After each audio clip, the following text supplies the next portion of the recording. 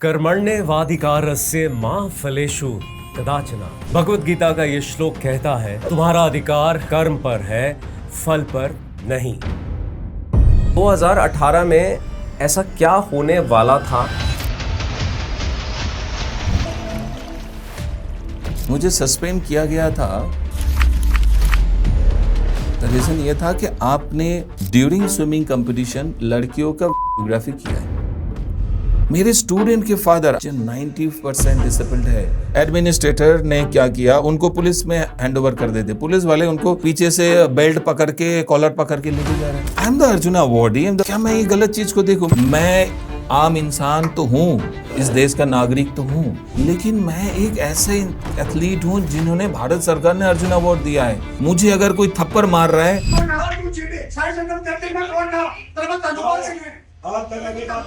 तो वो अर्जुन अवार्डी को, अर्जुन अवार्ड को थप्पड़ मार रहा है। भारत सरकार ने अभी तक डिसेबल एथलीटों के लिए नौकरी का क्या प्रावधान रखा है? इनको चेंज करने का एक तरीका है। वो क्या है? मुझे 100 करोड़ रुपए चाहिए। 100 करोड़ में मैं बदल दूंगा। मेरे नेम के साथ एक टैग लग गया, डिसेबल्ड। खिलाड़ी के पास पैसे कहाँ होता है? कितना बड़ा मेंटल टॉर्चर। अब सोचिए, इतना मेंटल ट्रॉमा लेके मैं गया हूँ। इंडियन स्पोर्ट्स में देखा गया है, बहुत बड़े बड़े एथलीट के साथ एक ही चीज बहुत आसानी से दिया जा सकता है, वो है एजुकेशन। यहाँ पे एथलीट का जीवन क्या है? जीरो है। जब तक ये गाय दूध दे रहा है या मुर्गा अंडा दे रहा है, तब तक उस गाय का या मुर्गे का वैल्यू है। जिस दिन वो नहीं दे पाएंगे, बोले हु आर यू, उठा के फेंक दिया जाएगा।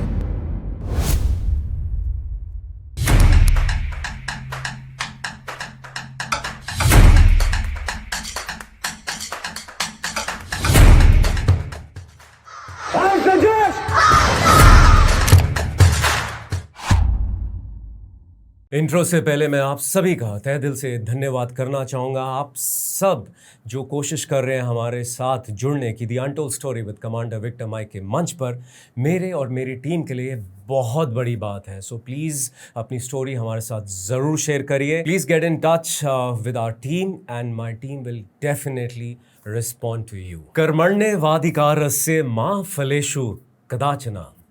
भगवत गीता का ये श्लोक कहता है तुम्हारा अधिकार कर्म पर है, फल पर नहीं।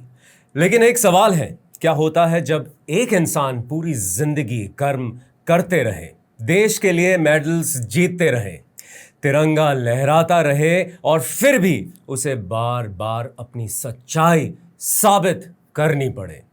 कहते हैं जिनके हौसले बुलंद होते हैं उनका इम्तिहान भी सख्त होता है।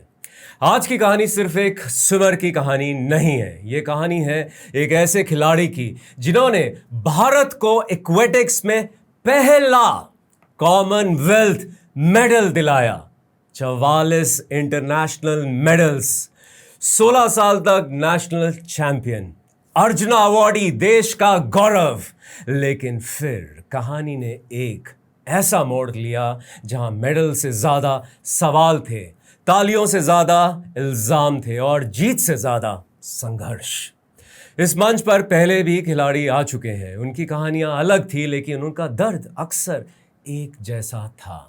क्योंकि भारत में चैंपियन बनना मुश्किल है और कभी कभी चैंपियन बनकर भी अपनी इज्जत बचाना उससे कहीं ज्यादा मुश्किल हो जाता है।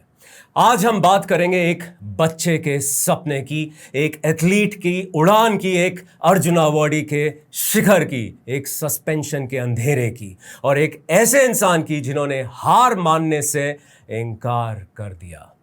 Please welcome the Arjuna Awardee, Commonwealth Games medalist, 16-time national champion Prasanta Karmakar on the Untold Story with Commander Victor Mike. जनता, आज का पॉडकास्ट धुएंधार होने वाला है क्योंकि आज हमारे मंच पर हिंदुस्तान के पहले पैरालंपिक कॉमनवेल्थ मेडलिस्ट हमारे साथ बैठे हैं, साक्षात प्रसन्नता कर्माकर जी। कैसा महसूस हो रहा है untold story with commander Victor Mike के मंच पर आकर? कमांडर साहब, धन्यवाद, आपने मुझे बुलाया यहाँ पे। धन्यवाद।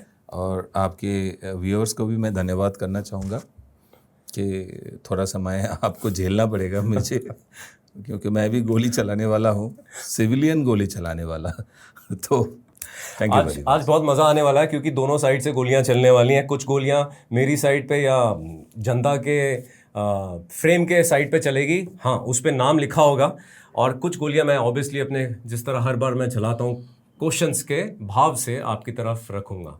कर्माकर सर, पॉडकास्ट की शुरुआत करते हैं। पहला प्रश्न बिल्कुल सिंपल सा है, ये थोड़ा सा पर्सनल क्वेश्चन हो सकता है और शायद मेरी जनता भी ये जानना चाहेगी कि आपकी पर्सनल फिजिकल जर्नी क्या बचपन से ऐसी थी? क्या बचपन से ही आपके ये चैलेंजेस रहे थे, या कोई ऐसा इंसिडेंट हुआ when you had some sort of an accident जिससे आपकी आगे की ज़िंदगी बिल्कुल चेंज हो गई और उसने अलग ही रुख पकड़ लिया? कमांडेंट साहब, 8 दिसंबर 1980 मेरा जन्म हुआ था कोलकाता में।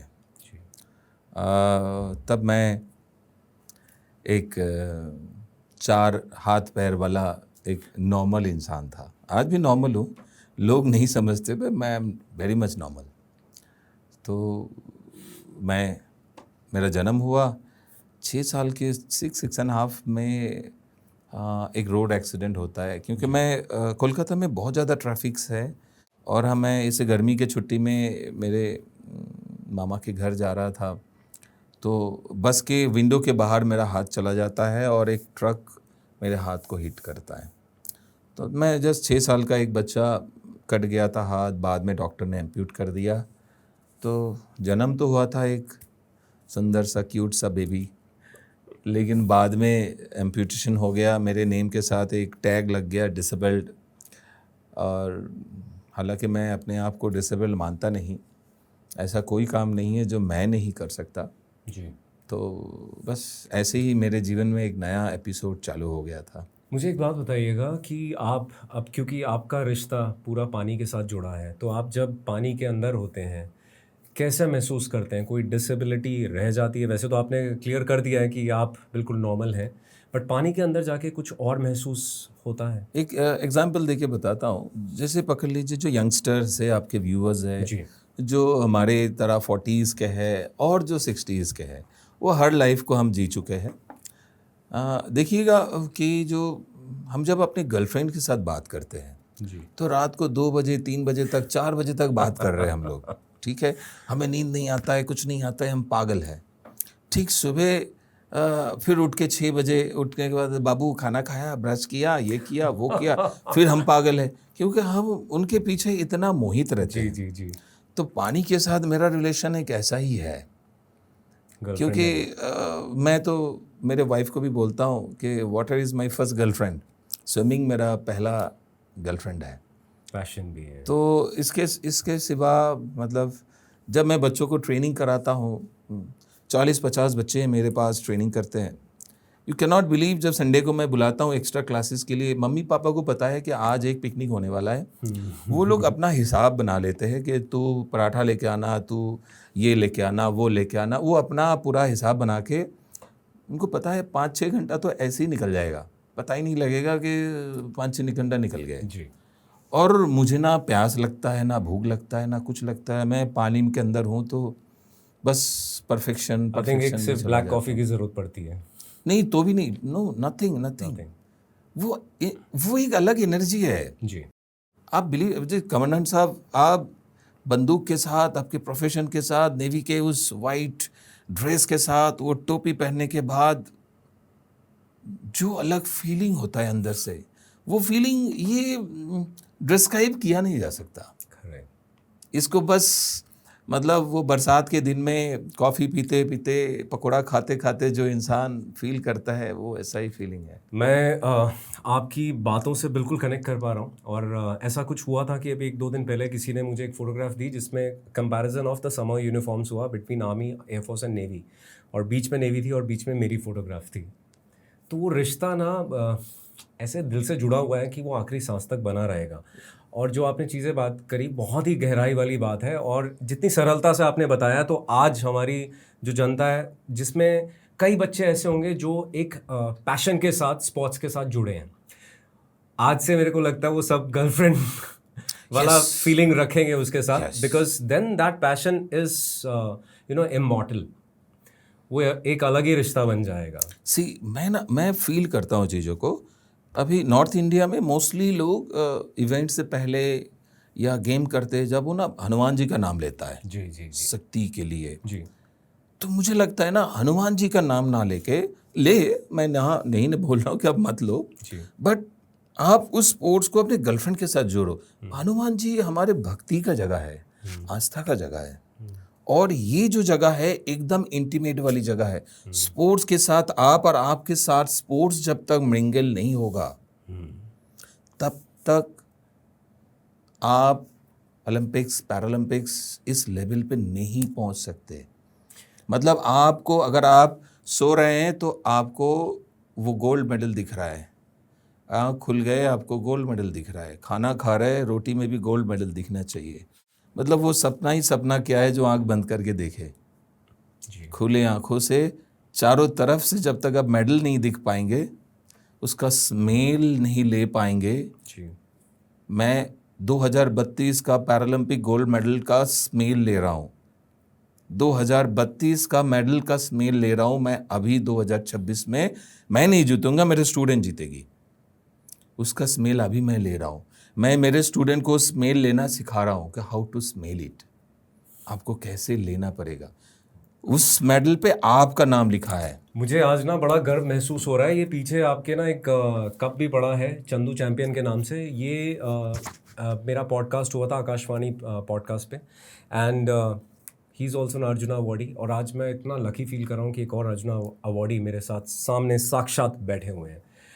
आप वो खिलाड़ी हैं जिन्होंने कॉमनवेल्थ, सबसे पहला पैरालंपिक कॉमनवेल्थ हिंदुस्तान की धरती को जिता के दिया।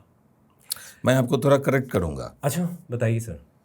This is not a para Commonwealth Games is a only Commonwealth Games. There is a no para event, no normal events. Wow.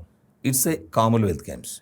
Okay. आज तक इंडिया के हिस्ट्री में किसी एबल बॉडीड हो या पैरालंपिक हो, कोई किसी ने नहीं जीता था। तो ये जो this is a history of Indian swimming, not Paralympic swimming, not able bodied swimming, not इधर ना उधर।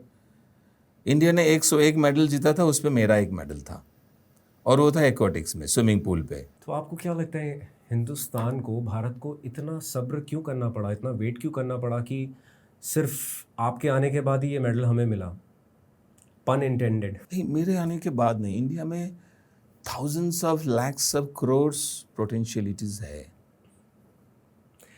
उस पोटेंशियलिटी को ना सही दिशा देना जरूरी है। रास्ते में ही भटक जाते हैं लोग, भटका दिया जाता है, भटका दिया जाता है। मैं एकदम क्लियरली बता रहा हूँ जी। ये साम दाम दंड भेद, ये जो शब्द है जी। ये सारी चीज को अप्लाई करके खिलाड़ियों को एक ट्रैक से, सही ट्रैक से दूसरी ट्रैक में डाइवर्ट कर दिया जाता है कि ये खिलाड़ी अगर उस ट्रैक पे वहां पहुंच गया तो उसका कोच कहीं और पहुंच जाएगा। हम अपने आप को ऊपर उठाने के लिए देश के स्पोर्ट्स, देश के एथलीट, मेडल कहीं भी जाए मुझे फर्क नहीं पड़ता है। This is the mindsets of Indian administrators बोलिए, और जो भी है, जिनके पास पावर है, वो सोचते हैं कि मैं, मेरे परिवार। आज स्पोर्ट्स इंडस्ट्री एक प्रोफेशन है। करेक्ट। आप सोचेंगे कि यूपीएससी करके मैं आईएएस ऑफिसर बनूं, आईपीएस बनूं, आईआरएस बनूं, डॉक्टर बनूं, इंजीनियर बनूं, ये बनूं, वो बनूं। There is a category, some category of people, वो सोचते हैं कि how I suppose to become a sports administrator. True. आप सोच सकते हैं स्पोर्ट्स एडमिनिस्ट्रेटर बन के फैमिली चलता है, मतलब this is the earning source. या आप एक कमांडेंट रहे हैं, इंडियन नेवी आपको सैलरी दी है। मैं एक सरकारी एम्प्लॉय हूँ, मामूली सा एम्प्लॉय हूँ, सरकार मुझे सैलरी देते हैं, मैं काम करता हूँ, राइट। एडमिनिस्ट्रेटर वो तो सेवा की काम है, वो घर का खा के आप जंगल में भैंस चराने वाली काम है कि घर में खाओ और जंगल में भैंस चरा के आओ। लेकिन ये भैंस चराने के लिए जाते हैं और वहाँ पे उनको कुबेर का धन मिलता है, खजाना मिल जाता है, खजाना मिलता है, कुबेर का खजाना, वो भैंस चराने के लिए। और फिर पागल हो जाते हैं। आप सोच सकते हो वो कुबेर का खजाना मिलने के बाद सोचते हैं कि भाई मुझे तो 100 करोड़ का खजाना मिला, उसके अंदर 10,000 करोड़ है, मुझे सारा चाहिए, पूरा डिगिंग करेगा। तो दिस इज द सेट। तो इसीलिए दिस इज वेरी टफ। अच्छे लोग भी नहीं आ पाते हैं। एक एग्जाम्पल दे रहा हूँ, जी आप नेवी में रहे, जी, LMG चलाए हैं, हमने सब कुछ चलाया सर। सब कुछ चलाए। अभी आप मुझे बोलेंगे, पूछेंगे कर्माकर जी टेल मी LMG चलाने का एक्सपीरियंस बताइए। मैं बोलूँगा LMG चलाने का एक्सपीरियंस, तुरंत मैं अपना मोबाइल उठाऊंगा, AI को, विकिपीडिया को पूछूंगा भाई बताओ LMG चलाने का एक्सपीरियंस क्या होता है, वो मुझे बताएगा। मैं उसको तोड़ मोड़ के जितना मुझे समझ में आएगा उतना समझ के मैं आपको बोलूँगा। जी ठीक है, जी, अभी चीज़ों को सोचिएगा। अभी आपका एक्सपीरियंस टेबल पे है, मेरा एक्सपीरियंस, गूगल वाला एक्सपीरियंस टेबल पे है। किस पे एक्सपीरियंस बेहतर होगा? जो मेरा खुद का एक्सपीरियंस होगा, आपका होगा ना, क्योंकि आपने चलाए हैं LMG, जो मेरा पर्सनल एक्सपीरियंस होगा ऑब्वियसली। चलाए हैं ना, हाँ, और उसको मैं कॉन्फिडेंस से बोलूंगा। कॉन्फिडेंस से बोलेंगे। वो कॉन्फिडेंस क्या होगा पता है? वो कॉन्फिडेंस को ये लोग घुमा देंगे एरोगेंसी में। ये इज द एरोगेंट पर्सन। समझ आ यहाँ पे लोग बोलते हैं कि अच्छे खिलाड़ी अच्छे कोच नहीं बन सकता। क्यों नहीं बन सकता? एक अच्छे खिलाड़ी से ज्यादा एक्सपीरियंस किसने लिया है? LMG चलाने का एक्सपीरियंस आपसे मेरा ज्यादा है। तो क्रिकेट में तो कोचेस सारे हमारे खिलाड़ी बनते हैं। आज की डेट में जो हम देखते हैं, as a layman I am telling. See, cricket में इतना ज्यादा अंधाधुंध पैसा है जी इसके लिए मैं उनको क्रिटिसाइज नहीं करता हूं। मैं उनको बोलता हूं दे आर द बेस्ट, जी, कि उनको पता है कि कैसे अपने एथलीट को, अपने एसेट्स को, एसेट, अपने एसेट्स को कैसे मल्टीप्लाई करे, अपने एसेट्स का जो स्ट्रेंथ है उसको कैसे बढ़ाए।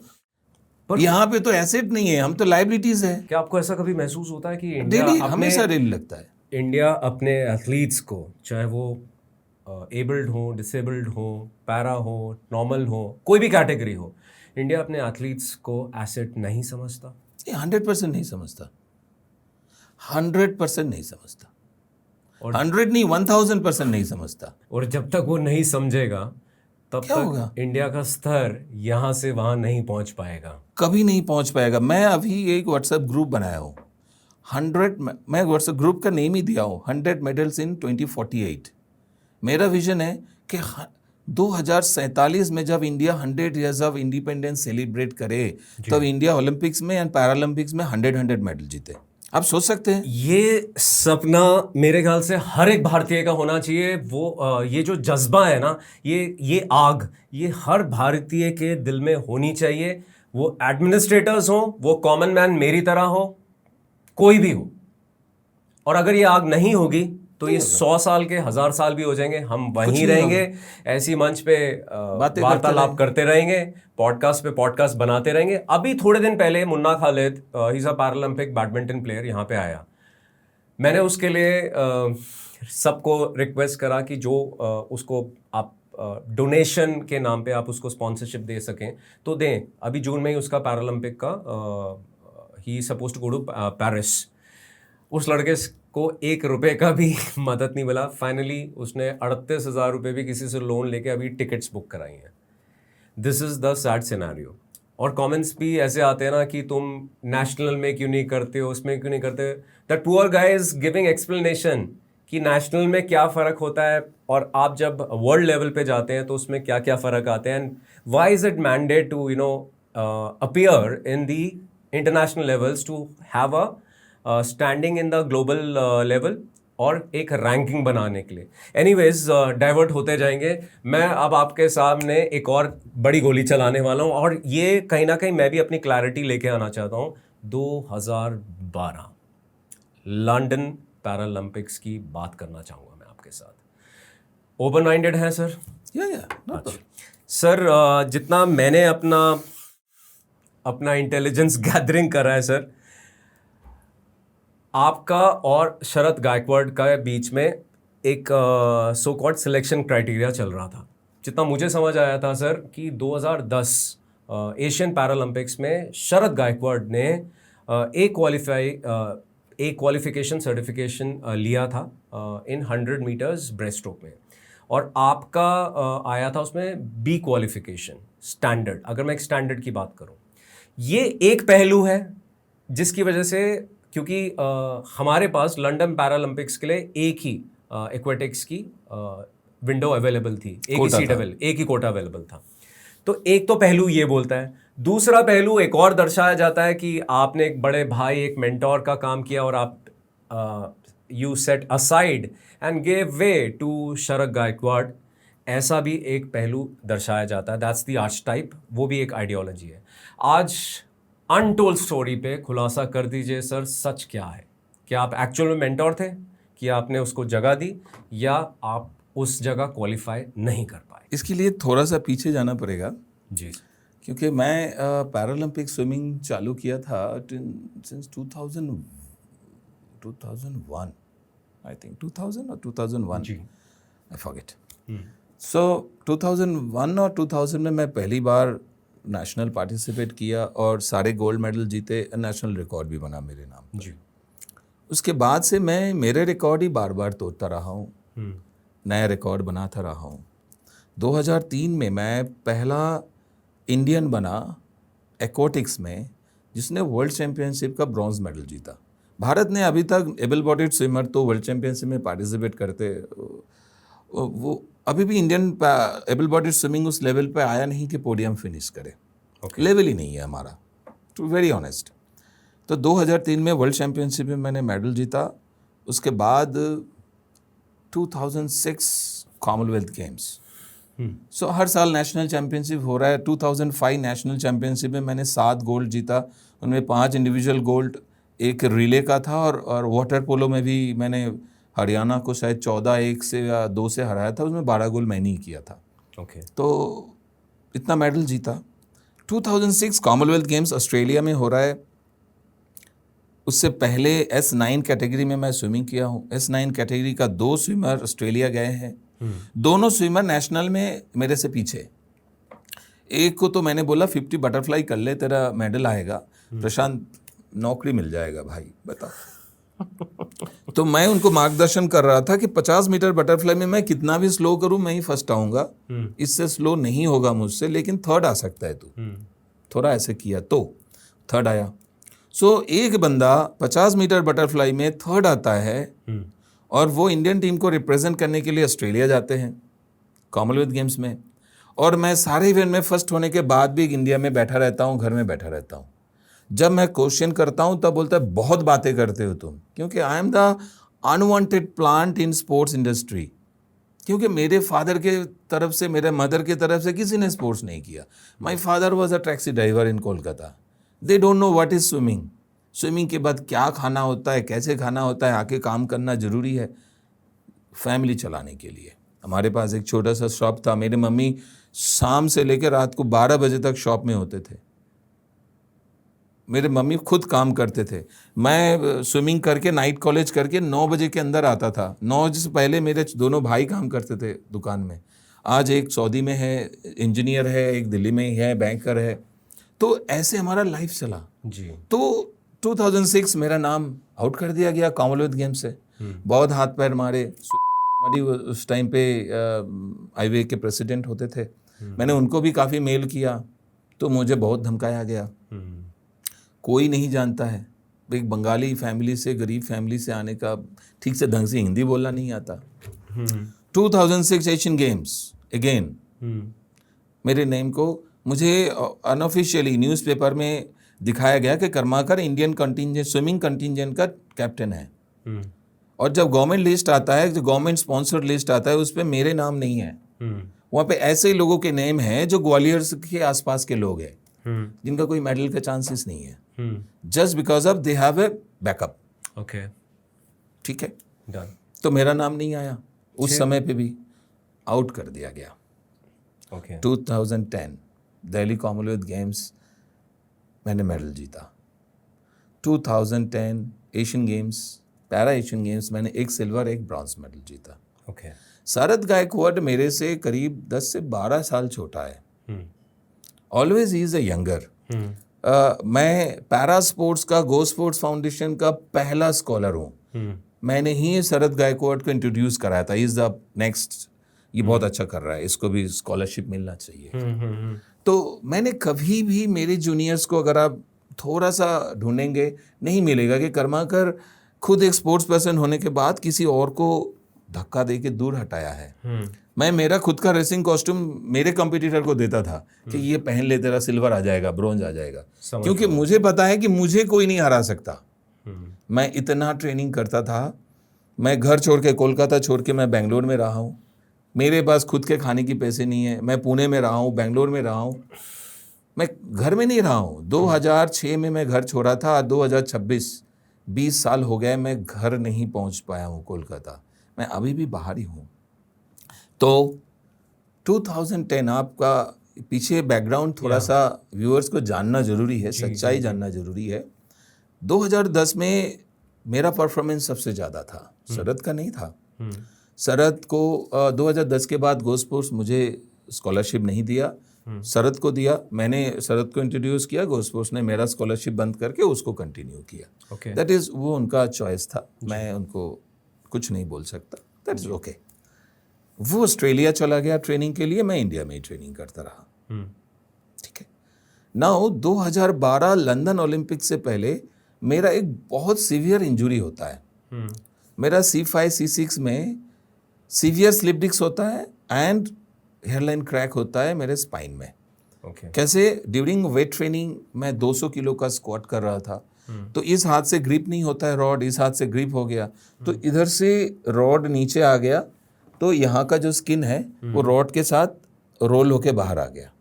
इतना यहाँ पे दर्द हो रहा है, तो मेरा बॉडी ऐसे टेढ़ा हो चुका था 200 किलो के साथ। तो मैंने वेट को पीछे फेंकने के बाद मेरा दिक्कत हुआ। With in half an hour मेरा मूवमेंट ऐसे हो गया था। तो समहाउ उस जगह से मैं ओवरकम करके वापस आ रहा था। 6 महीना मैं बिस्तर पे रहा हूँ। डॉक्टर अभी भी MRI देख के बोलते हैं यू आर मेडिकली मिरेकल। इस कंडीशन के बाद कोई खड़ा कैसे हो सकता है? मैं कभी भी पैरालाइज्ड हो सकता था, लेकिन भगवान ने मुझे बचाया। पैरालंपिक का जो क्वालिफिकेशन है, अगर आप देखेंगे जून और जुलाई तक पैरालंपिक का क्वालिफिकेशन का डेडलाइन है। ओके। तो सितंबर अक्टूबर में पैरालंपिक से जून जुलाई में उसका डेडलाइन है, और डेडलाइन शुरू हो रहा है, पकड़ लेते हैं हम 2011 जनवरी में शुरू हो रहा है, 2012 जुलाई तक पीरियड है। इसके अंदर आपको क्वालिफाई करना है। ठीक है। शरद ने पहले क्वालिफाई किया। इसका मतलब ये नहीं कि क्वालिफाई करने का रास्ता बंद हो गया। समझ आ गया। I have A option till July. Correct. ठीक है जी। आप देखेंगे तब अभी इंडियन टीम के साथ सही में डॉक्टर नहीं होता है। हमने काफ़ी बार देखा है कि रेडियोलॉजिस्ट ओलंपिक्स में जा रहे हैं, ये जा रहा है, वो जा रहा है, ये सारा बहुत सारा चीज़ चलता रहता है। उस समय पे भारत सरकार मेरे साथ, मेरे कोच एंड मेरे फिजियो को US भेज रहा है। आई थिंक 20 में अप्रैल और मई 2012 क्वालिफाई के लिए। Qualification timing was in 2012 London 27.11। Okay. मैं ट्रेनिंग में काफ़ी बार कर चुका था 26.9, 26.90, 91, 98 ऐसा मैं कर चुका था। ओके। क्योंकि कंपटीशन तो फिर क्या एक हुआ? ऑप्शन है। हाँ। उस दिन आप कैसे क्या कर रहे हो? हाँ, फिर क्या हुआ उस दिन? भारत सरकार ने पूरा पैसा दे दिया PCI को, क्योंकि PCI the soul authority India से भेजने के लिए। जी। भारत सरकार ने पैसा भेज दिया था। उस समय प्रोजेक्ट ऑफिसर थे मिस्टर दिलीप सिंह, अभी भी साई में नौकरी कर रहा है, किसी स्टेडियम का इंचार्ज है वो हो सकते हैं। तो प्रोजेक्ट ऑफिसर थे, उन्होंने सारा पैसा PCI को दे दिया। PCI के ट्रेजरर थे मिस्टर गुरचरण सिंह। गुरचरण सिंह से मैं बात कर रहा हूँ, सर पैसा रिलीज हो चुका है, फ्लाइट का टिकट हो चुका, पैसे दीजिए, हमें जाना है। अच्छा, समझ आ रहा धीरे धीरे।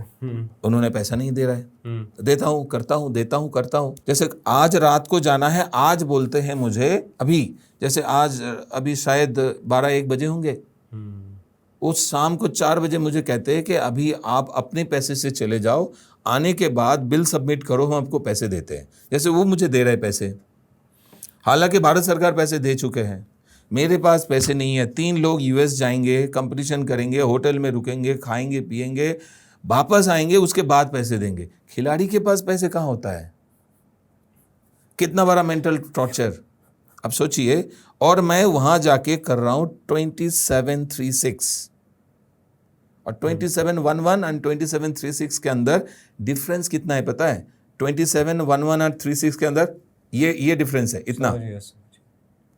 इतना मेंटल ट्रॉमा लेके मैं गया हूँ। मैं आपको लेटर दिखा सकता हूँ। उस समय पे पीसीआई का secretary general mister Ratan Singh, उन्होंने गुरचरण को लिख रहा है कि मिस्टर गुरचरण, कर्माकर 1 साल बाद कि कर्माकर का पैसे वापस कर दीजिए, दिया ही नहीं उन्होंने। और मजेदार किस्सा, क्योंकि आप क्वालिफाई नहीं हुए। हम क्वालिफाई अगर नहीं कर पाऊं इसीलिए, क्योंकि किसी भी चीज इस पॉडकास्ट को करने के लिए भी एक माइंडसेट की जरूरत है। बिल्कुल चाहिए।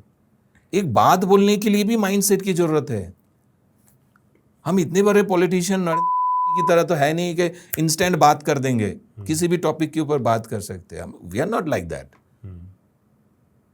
हम यूएस, इंडिया से यूएस जा रहे 3 लोग, अभी 3 लोगों का खर्चा मुझे उठाना है। कहाँ से उठाऊं मैं पैसा कहाँ से लाऊं? रातों रात पैसे का इंतजाम करना। सो कहीं ना कहीं ये ना खत्म नहीं हुआ ना, सुनिए जी। 20 मई सिंसिनाती, यूएसए सिंसिनाती में कंपटीशन था, मैं नहीं कर पाया। तो मेरे पास जुलाई तक समय था। अच्छा, मैं तैयार था दूसरे कंपटीशन में ट्राई करने के लिए। अभी भी 2 महीने बड़े हैं। अगर आपके कोई भी रिश्तेदार, किसी के भी कोई भी रिश्तेदार हॉस्पिटल में एडमिट है, इमरजेंसी, तो इमरजेंसी है, तो आप क्या बोलेंगे? भाई अपना 2 लाख रुपए हो चुका है, जितना हुआ है, छोड़ दो, मरने दो। हम बोलते हैं? नहीं। हम क्या बोलते हैं? जहाँ से भी हो कि हमारे घर के डॉगी भी होता है तो भी हम सोचते हैं जब तक वो जिंदा है तब तक हम कोशिश करेंगे। जी, सोचते हैं ना? सही बात है। तो मिस्टर, उस समय पे मैं नहीं बोलूंगा क्योंकि ही इज द पर्सन, उन्होंने कभी किसी पोर्टफोलियो के अंदर नहीं रहे, लेकिन उन्होंने ही सब कुछ मैनेज किया। उन्होंने उस समय पे you talking about the administrator, PCI administrator sir good Singh थे, और भी एक बंदा थे उस समय पे, क्योंकि वो कोई पिक्चर में नहीं थे, मैं कोई प्रूफ नहीं दे सकता, इसीलिए मैं उनका नाम नहीं दे सकता नो हूँ। प्रॉब्लम। लेकिन वो आजकल पीसीआई का बहुत बड़ा बॉस है, उनके बिना पैरालंपिक कमेटी ऑफ इंडिया चल ही नहीं सकता। उस समय पे उन्होंने बंद कर दिया कि नो यू कैन नॉट, और किसी का एंट्री भेजेंगे ही नहीं। मतलब मुझे जबरदस्ती स्टॉप कर दिया गया। मेरे पास अभी एक ऑप्शन था। 2008 मैं जा सकता था, नहीं जा पाया। 2012 नहीं जा पाया। मैं सोचा कि कर्माकर, इनके साथ लड़के तू कुछ नहीं कर पाएगा, लेट देम, हाथ जोड़ ले कि सर ठीक है छोड़ दो। आपकी आगे की लड़ाई हम अभी, और बहुत कुछ बाकी है इस मंच पर, तो आगे लड़ाइयाँ ही चलनी है। तो इस प्रश्न को हम यहीं थामा करते हैं, अभी नेक्स्ट प्रश्न पे चलते हैं। 2011 में आपको अर्जुना अवार्ड से सम्मानित किया गया। आपके लिए क्या कुछ बदला या सब कुछ बदल गया? और आज वो अर्जुना अवार्ड आपके लिए क्या मायने रखता है? आपकी जुबानी। सर, अर्जुना अवार्ड या कोई भी अवार्ड, जी, वो एक सम्मान है। बिल्कुल। एक फूल भी देते हैं तो भी एक सम्मान है। सम्मान का कोई कीमत नहीं होता, किसी भी तरह से कोई कीमत नहीं होता। अभी बात यह है कि फूल आपने मुझे दिया, और कल उस फूल का मतलब आपको पता, आपने मुझे ब्लडी फूल बना दिया। अर्जुना अवार्ड भारत सरकार ने दिया है। जब प्रॉब्लम्स को लेके हम भारत सरकार के पास जाते हैं तो भारत सरकार के अधिकारी, they are not ready to listen. अब मैं हैरान हो जाता हूं, मैं जब कोई भी मतलब प्रूफ के साथ विथ एविडेंस मैं दे रहा हूं कि सर मैडम ये हुआ है, मुझे आपसे मिलना है, तब वो समय नहीं देते हैं। वो सोचते हैं मुझे, आई एम रियली सॉरी, इस देश के जितने भी IAS IPS ऑफिसर्स हैं, they are the highest post belong करते हैं, लेकिन मुझे लगता है भारत सरकार को इसके बारे में सोचना चाहिए। उन्होंने देश के तिरंगे को ऊपर उठाने के लिए इंटरनेशनल लेवल पे उनका कंट्रीब्यूशन क्या है? जो एक एथलीट अपने पूरा जीवन देके, मैं अपने जीवन का 35 साल स्विमिंग को दिया हूँ, पैरा स्विमिंग को दिया हूँ, 44 इंटरनेशनल मेडल जीता हूँ, तो 44 टाइम्स इस देश का तिरंगा मेरे लिए ऊपर चढ़ा है। बिल्कुल। काफी बार नेशनल एंथम बजे हैं। इसके लिए आपको तहे दिल से एक बार फिर सल्यूट। लेकिन इतना कुछ करने के बाद जब भारत सरकार हमें अर्जुन अवार्ड और ABCD सम्मान से सम्मानित करते हैं, उसके बाद जब हम उनको बोलते हैं कि इस चीज़ को सुधारना जरूरी है, ये गलत हो रहा है, and they are not ready to listen. हमें दिखता है कि ये गलत हो रहा है, but I am really sorry to say, unfortunately हमारे ऑफिसर्स को नहीं दिखता है। मैं ऑडियंस को बस ये बोलना चाहूँगा कि अगर शायद मेरे जैसा इंसान जिसने कभी कोई अवार्ड नहीं लिया, मैं कोई टिप्पणी करूं तो लगेगा क्यों टिप्पणी मार रहा है तू, कौन है तू। बट जब यहाँ पे इस मंच पर एक Arjuna awardee, and just not one award, they are plethora of awards that this personality has received in his lifetime of 35 years of his contribution to the swimming or the aquatics to the Indian diaspora, Indian continent. जब वो ये बात बोलता है तो उसमें दम होता है, उसके पीछे एक पीड़ा होती है, उसके पीछे एक सच होता है, और उसी सच को आप तक पहुंचाना ही मेरी कर्म भूमि है। चलिए, अब पॉलिटिक्स की बातें उछली जा रही हैं, तो अब पॉलिटिक्स के थोड़ा सा पॉलिटिक्स में एंट्री लेते हैं। आप ने एक्चुअली ऑलरेडी ना इंडियन स्पोर्ट्स के अंदर पॉलिटिक्स की एक अलग ही परिभाषा हम सबको दिखा भी दी है, उससे हमें रूबरू करा दिया, एक फीलिंग दे दी है। मैं ये जानना चाहूँगा कि ये पॉलिटिक्स 2018, अब जो वर्ड जनता सुनना चाहती है, 2018 में एक बहुत कुछ हुआ था। 2018 से पहले ये पॉलिटिक्स कुछ और थी। 2018 में ये पॉलिटिक्स कुछ और बनने लग गई। तो ऐसा होता है ना, कुकर का वो जो सीटी बज रही है, अब फटने वाला है। तो 2018 में ऐसा क्या होने वाला था, या क्या प्रेडिक्शन हो रही थी? मैं इंसिडेंट पे बाद में आऊँगा कि इतने जो मेडल्स आपने तब तक जीत लिए थे, शायद वो भी कोई मायने नहीं रख रहे थे।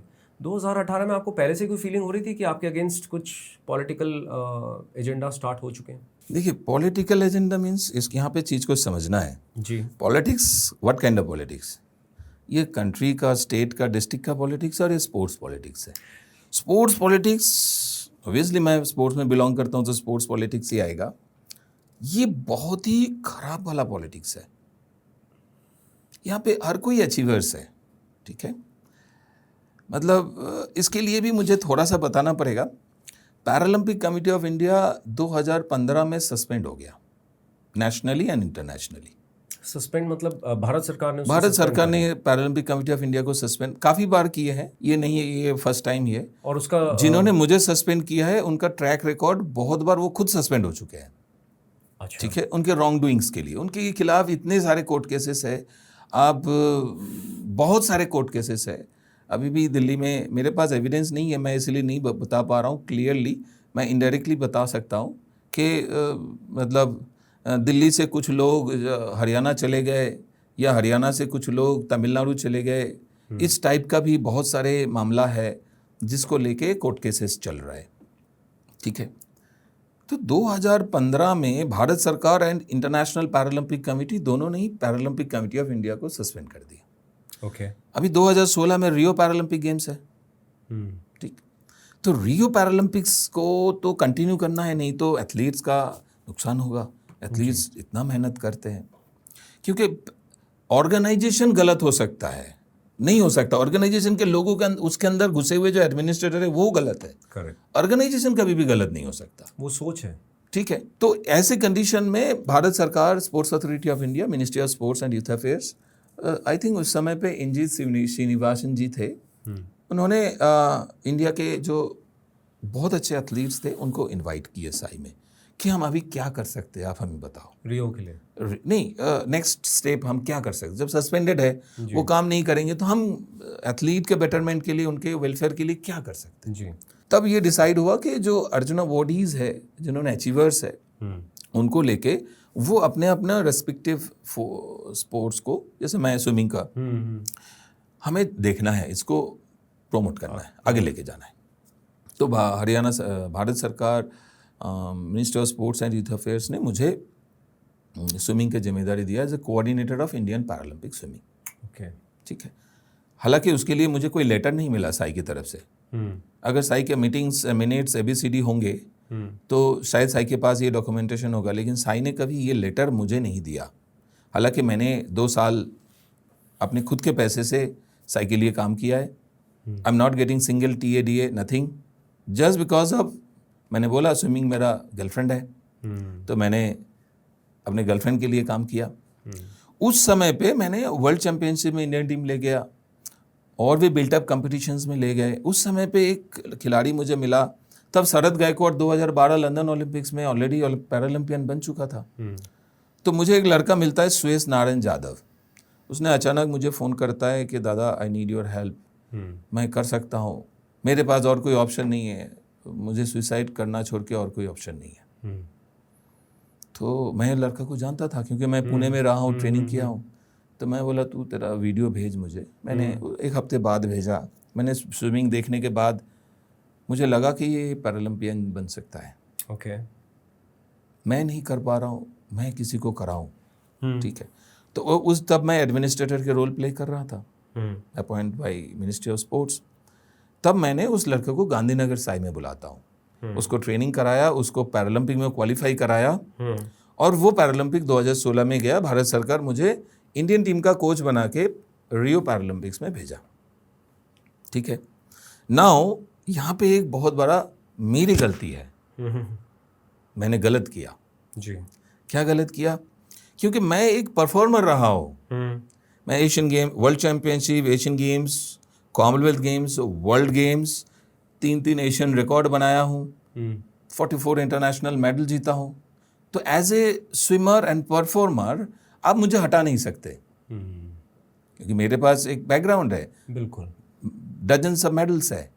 साथ ही साथ मैंने स्पोर्ट्स अथॉरिटी ऑफ इंडिया से डिप्लोमा इन स्विमिंग कोचिंग किया, पढ़ाई किया। पढ़ाई में मुझे भी फर्स्ट क्लास मिला। तो मोस्टली देखा जाता है कि एथलीट्स पढ़ाई नहीं करते हैं। ये बंगाली एथलीट है ना, जिनका दिमाग तेज चलता है। नहीं, थोड़ा सा शायद ये तो मछली खाने वाले बंगाली एथलीट्स हैं। अब क्या करें, जिस ज़मीन में स्वामी जी का जन्म हुआ है, जिस ज़मीन में नेताजी का जन्म हुआ है, रविंद्रनाथ टैगोर का जन्म हुआ है, तो उस ज़मीन में मेरा भी जन्म हुआ है। बहुत बड़ी बात बोल दी आपने। तो अब मैं अपने आप को बदल नहीं सकता। जी। बाय जेनेटिकली मैं ऐसा ही पागल हूँ, तो पागल हूँ। तो सर उस लड़के ने क्वालिफाई कर गया और मेरा background as a sports person के बैकग्राउंड के साथ साथ प्रोफेशनल बैकग्राउंड भी है मेरा, पढ़ाई का बैकग्राउंड भी है। तो मुझे निकालेंगे तो कहाँ से निकालेंगे? और एक 36 साल का लड़का एकदम से आके कहीं से उड़ के आके इंडियन पैरालंपिक स्विमिंग के एडमिनिस्ट्रेटर बन गया।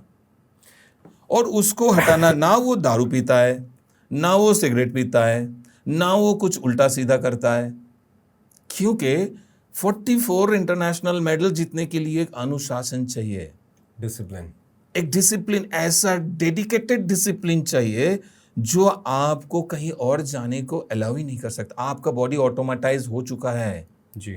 आप 4 बजे उठते हैं तो 4 बजे ही उठेंगे, आपको कुछ और पसंद नहीं आता है। ये चीज़ कुछ लोगों को पसंद नहीं आया, उनके लिए मैं एक बैरियर बन गया एकदम से। मतलब मैं तिब्बत और इंडिया के बीच में माउंट एवरेस्ट की तरह खड़ा हो गया।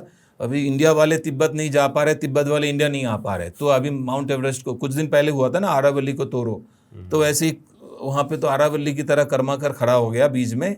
इसको तोड़ने का एक ही रास्ता है। इंडियन स्पोर्ट्स में देखा गया है, बहुत बड़े बड़े एथलीट के साथ एक ही चीज़ बहुत आसानी से दिया जा सकता है, वो है एलिगेशन। और उस एलिगेशन को ट्विस्ट करके, ये पढ़े लिखे लोग हैं, ये पढ़े लिखे लोग इतने सुंदर शब्द को ऐसे तोल मोल के यूज़ करते हैं कि आपका नज़र जाएगा ही जाएगा और कोई उसके अंदर घुस के देखने की कोशिश नहीं करता। मेरी उत्सुकता बढ़ती जा रही है और शायद ऑडियंस की भी उत्सुकता इस समय बढ़ रही होगी, क्योंकि आपने कुकर की सीटी ना बहुत ज़्यादा रोक के रखी हुई है। तो सीधा हम अब जंप करते हैं 2018 के फिल्मिंग इंसिडेंट पे।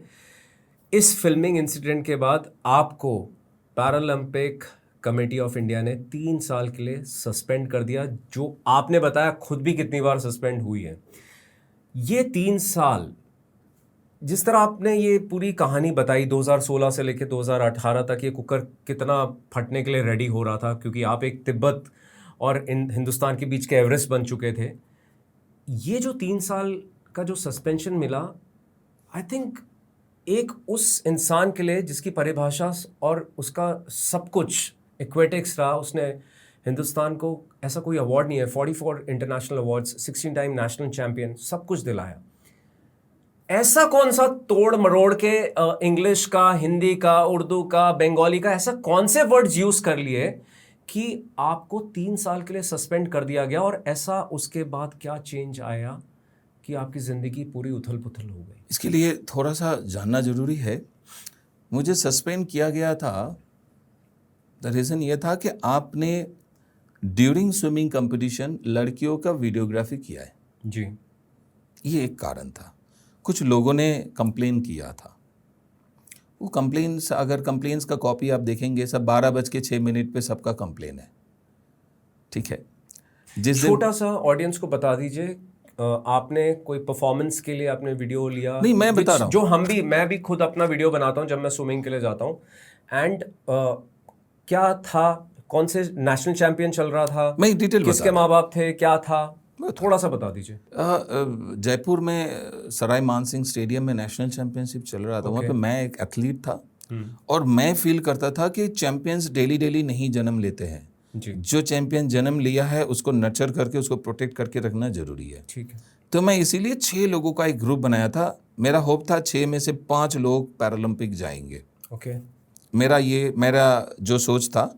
तो उनमें से सुयश यादव जो ऑलरेडी पैरालंपियन बन चुके थे वो नहीं था। तो जैसे कि मैंने आपको बताया कि मैं इंडिया एंड तिब्बत के बीच में एक दीवार बन गया था जी। तो उस दीवार को हटाने का कारण उन्होंने ये देखा कि during swimming competition swimming pool पे हो रहा है, एक पब्लिक प्लेस पे हो रहा है। बोले Prashanta Karmakar and his associates making video. Prashanta Karmakar swimming कर रहा था, मैं स्विमर था। एसोसिएट्स मीन्स उसके साथ कोई है। मेरे स्टूडेंट के फादर अनामिका गौराय एक स्टूडेंट था जो इंडिया के लिए पैरालंपिक मेडल जीत सकती थी, जो 90% डिसेबल्ड है, अपने पैरों में खड़ी नहीं हो सकती विदाउट कैलिपर, अपने हाथ से खुद खाना नहीं खा सकती। ऐसे एक लड़की का फादर को स्विमिंग कंपटीशन चलते हुए अपने बेटी का वीडियो बना रहे हैं। एडमिनिस्ट्रेटर ने क्या किया, उनको पुलिस में हैंड ओवर कर देते। पुलिस वाले उनको पीछे से बेल्ट पकड़ के, कॉलर पकड़ के लेके जा रहे हैं। I am the Arjun awardee, I am the first Arjun awardee in Paralympic swimming. मेरे स्टूडेंट के फादर के साथ ऐसा हो रहा है, क्या मैं ये गलत चीज़ को देखूं? मैंने पुलिस के सामने जाके उनको रोका, उनको समझाया, he is not outsider, he is the father of A swimmer. कहाँ वीडियोग्राफी हो रहा है? हजारों लोग कर रहे हैं वीडियोग्राफी। और उसको लेके वीडियोग्राफी ऑफेंस तभी हो सकता है जब वो किसी के प्राइवेट एरिया में हो रहा है या बाथरूम के अंदर हो रहा है। जब स्विमिंग पूल में वीडियोग्राफी हुआ है, मैं मान लिया इस अश्लील वीडियोग्राफी हुआ है, ऑफेंसिव वीडियोग्राफी हुआ है, मैंने मान लिया स्विमिंग पूल पे हुआ है ना, then who is the responsible? अश्लील एक्टिविटी कराने किसने कराया? पीसीआई ने कराया। पीसीआई का so called chairman swimming mister V K Dawas ने कराया। Okay. Is the sole incharge, उसने कराया। अगर वहां पे अश्लील एक्टिविटीज वीडियो रिकॉर्डिंग हुआ है तो पब्लिक प्लेस पे अश्लील एक्टिविटी कराया मिस्टर वी के दवास ने। अगर रास्ते में कुछ गलत काम हो रहा है और आपने उसका वीडियो बना के फेसबुक पे डाला तो आप क्या गिल्टी है, या जो कर रहा था या जो करा रहा था वो गिल्टी है? जो करा रहा था गलत, जो गलत काम कर रहा था। मेरे पास इतना पैसा नहीं है कि मैं इस चीज को सुप्रीम कोर्ट तक चैलेंज करूं। मैं इसको लेके दिल्ली हाई कोर्ट के दरवाजा खटखटाया हूं। 2 साल तक मैंने जिस लॉयर को पैसे दिया है उस लॉयर मेरे केस को, पैसे तो ले लिए, केस को परस्यू नहीं किया। 2 साल तक मुझे डिले कराए। लास्ट पे जब 3rd ईयर में मैं कोर्ट पे जा पाया समहाउ, आखिर में टाइम्स खत्म हो गया। ये डिले टैक्टिक्स खेलते हैं, इनका टैक्टिक्स डिले है, इसको लंबा करो। टाइम खत्म हो गया। मेरा प्रेयर था मुझे खेलने दिया जाए। 2020 ओलंपिक्स आ रहे हैं, 2022 ओलंपिक्स एशियन गेम्स है, तो टाइम खत्म हो गया। कोर्ट ने बोला भाई आपका प्रेयर का आप तो खेल सकते हो, टाइम खत्म हो गया। मैं इसको सुप्रीम कोर्ट तक ये नहीं कर पाया, चैलेंज नहीं कर पाया कि मेरा सस्पेंशन इलीगल था। चीज़ों को समझना बहुत इंपॉर्टेंट है। डिसेबल्ड ऑर्गेनाइजेशन जो चलाते हैं, डिसेबल्ड लोगों को नीचे से ऊपर उठाने के लिए होता है, ना कि उनको पनिश करने के लिए। पीसीआई के बायलॉज में ऐसा कोई प्रावधान है ही नहीं कि आप किसी एथलीट को सस्पेंड कर सकते हैं, लेकिन उन्होंने अमेंड किया, अमेंड करके उसके बाद मुझे सस्पेंड किया। और मुझे दुख बात इस बात की है क्योंकि मैं अभी भी कह रहा हूँ मेरे पास इतना पैसा नहीं था कि मैं सुप्रीम कोर्ट में जाऊँ। आपका कहने का मतलब ये है कि जब आप हाई कोर्ट में गए थे तो बिकॉज आपका सस्पेंशन का 3 साल पूरा हो चुका था तो उसने बोला please go and play. Yes, खत्म हो गया। दैट मीन्स कि कभी भी कोर्ट ने जो आपके साथ सही या गलत हुआ उसके ऊपर कोई टिप्पणी किया ही नहीं, छोड़ दिया। तो मतलब वो सिर्फ 3 साल जो गए आपकी जिंदगी के गए, मेरे ना जिंदगी के कंप्लेनेंट का कोई लॉस हुआ, ना ना मेरा कुछ हुआ, ना विक्टिम यही को चीज़ उसका है। कोई इंसाफ मिला। इंसाफ भी नहीं मिला। आप सोचिए दिल्ली हाई कोर्ट में अभी कितना मजेदार किस्सा है, देखिए पैरालंपिक कमेटी ऑफ इंडिया को सीएसआर से कितने पैसे मिलते हैं, अगर इंक्वायरी होगा तो पता लगेगा। वो पैसे का एक बहुत बड़ा हिस्सा कोर्ट केसेस में जाते हैं। कोर्ट केस कौन कर रहा है? एथलीट। अब चीजों को देखिए, सीएसआर में जो पैसा पीसीआई के पास आ रहा है, क्यों आ रहा है? Because of the disable athletes developments के लिए। इंडिया का डिसेबल एथलीट, पर वो पैसा किसी और चीज के लिए यूज हो रहा है। अब चीजों को समझना है, जरूरी है। जो पैसा आया 10 रुपया आया इंडियन पैरालंपिक्स मूवमेंट का डेवलपमेंट के लिए, मींस डिसेबल एथलीट का डेवलपमेंट के लिए। उस 10 रुपए में से 2 रुपया कोर्ट केस में जा रहा है। कोर्ट केस कौन कर रहा है? Disable athlete. इन्होंने अपना सुंदर एक सेटअप बना के रखा है, अगर कोई भी केस होगा तो पीसीआई के फंड से वो पैसा जाएगा। अभी कोई भी रामसाम घनश्याम कोई भी लॉयर बन सकता है। लॉयर चूज करने का क्राइटेरिया क्या है?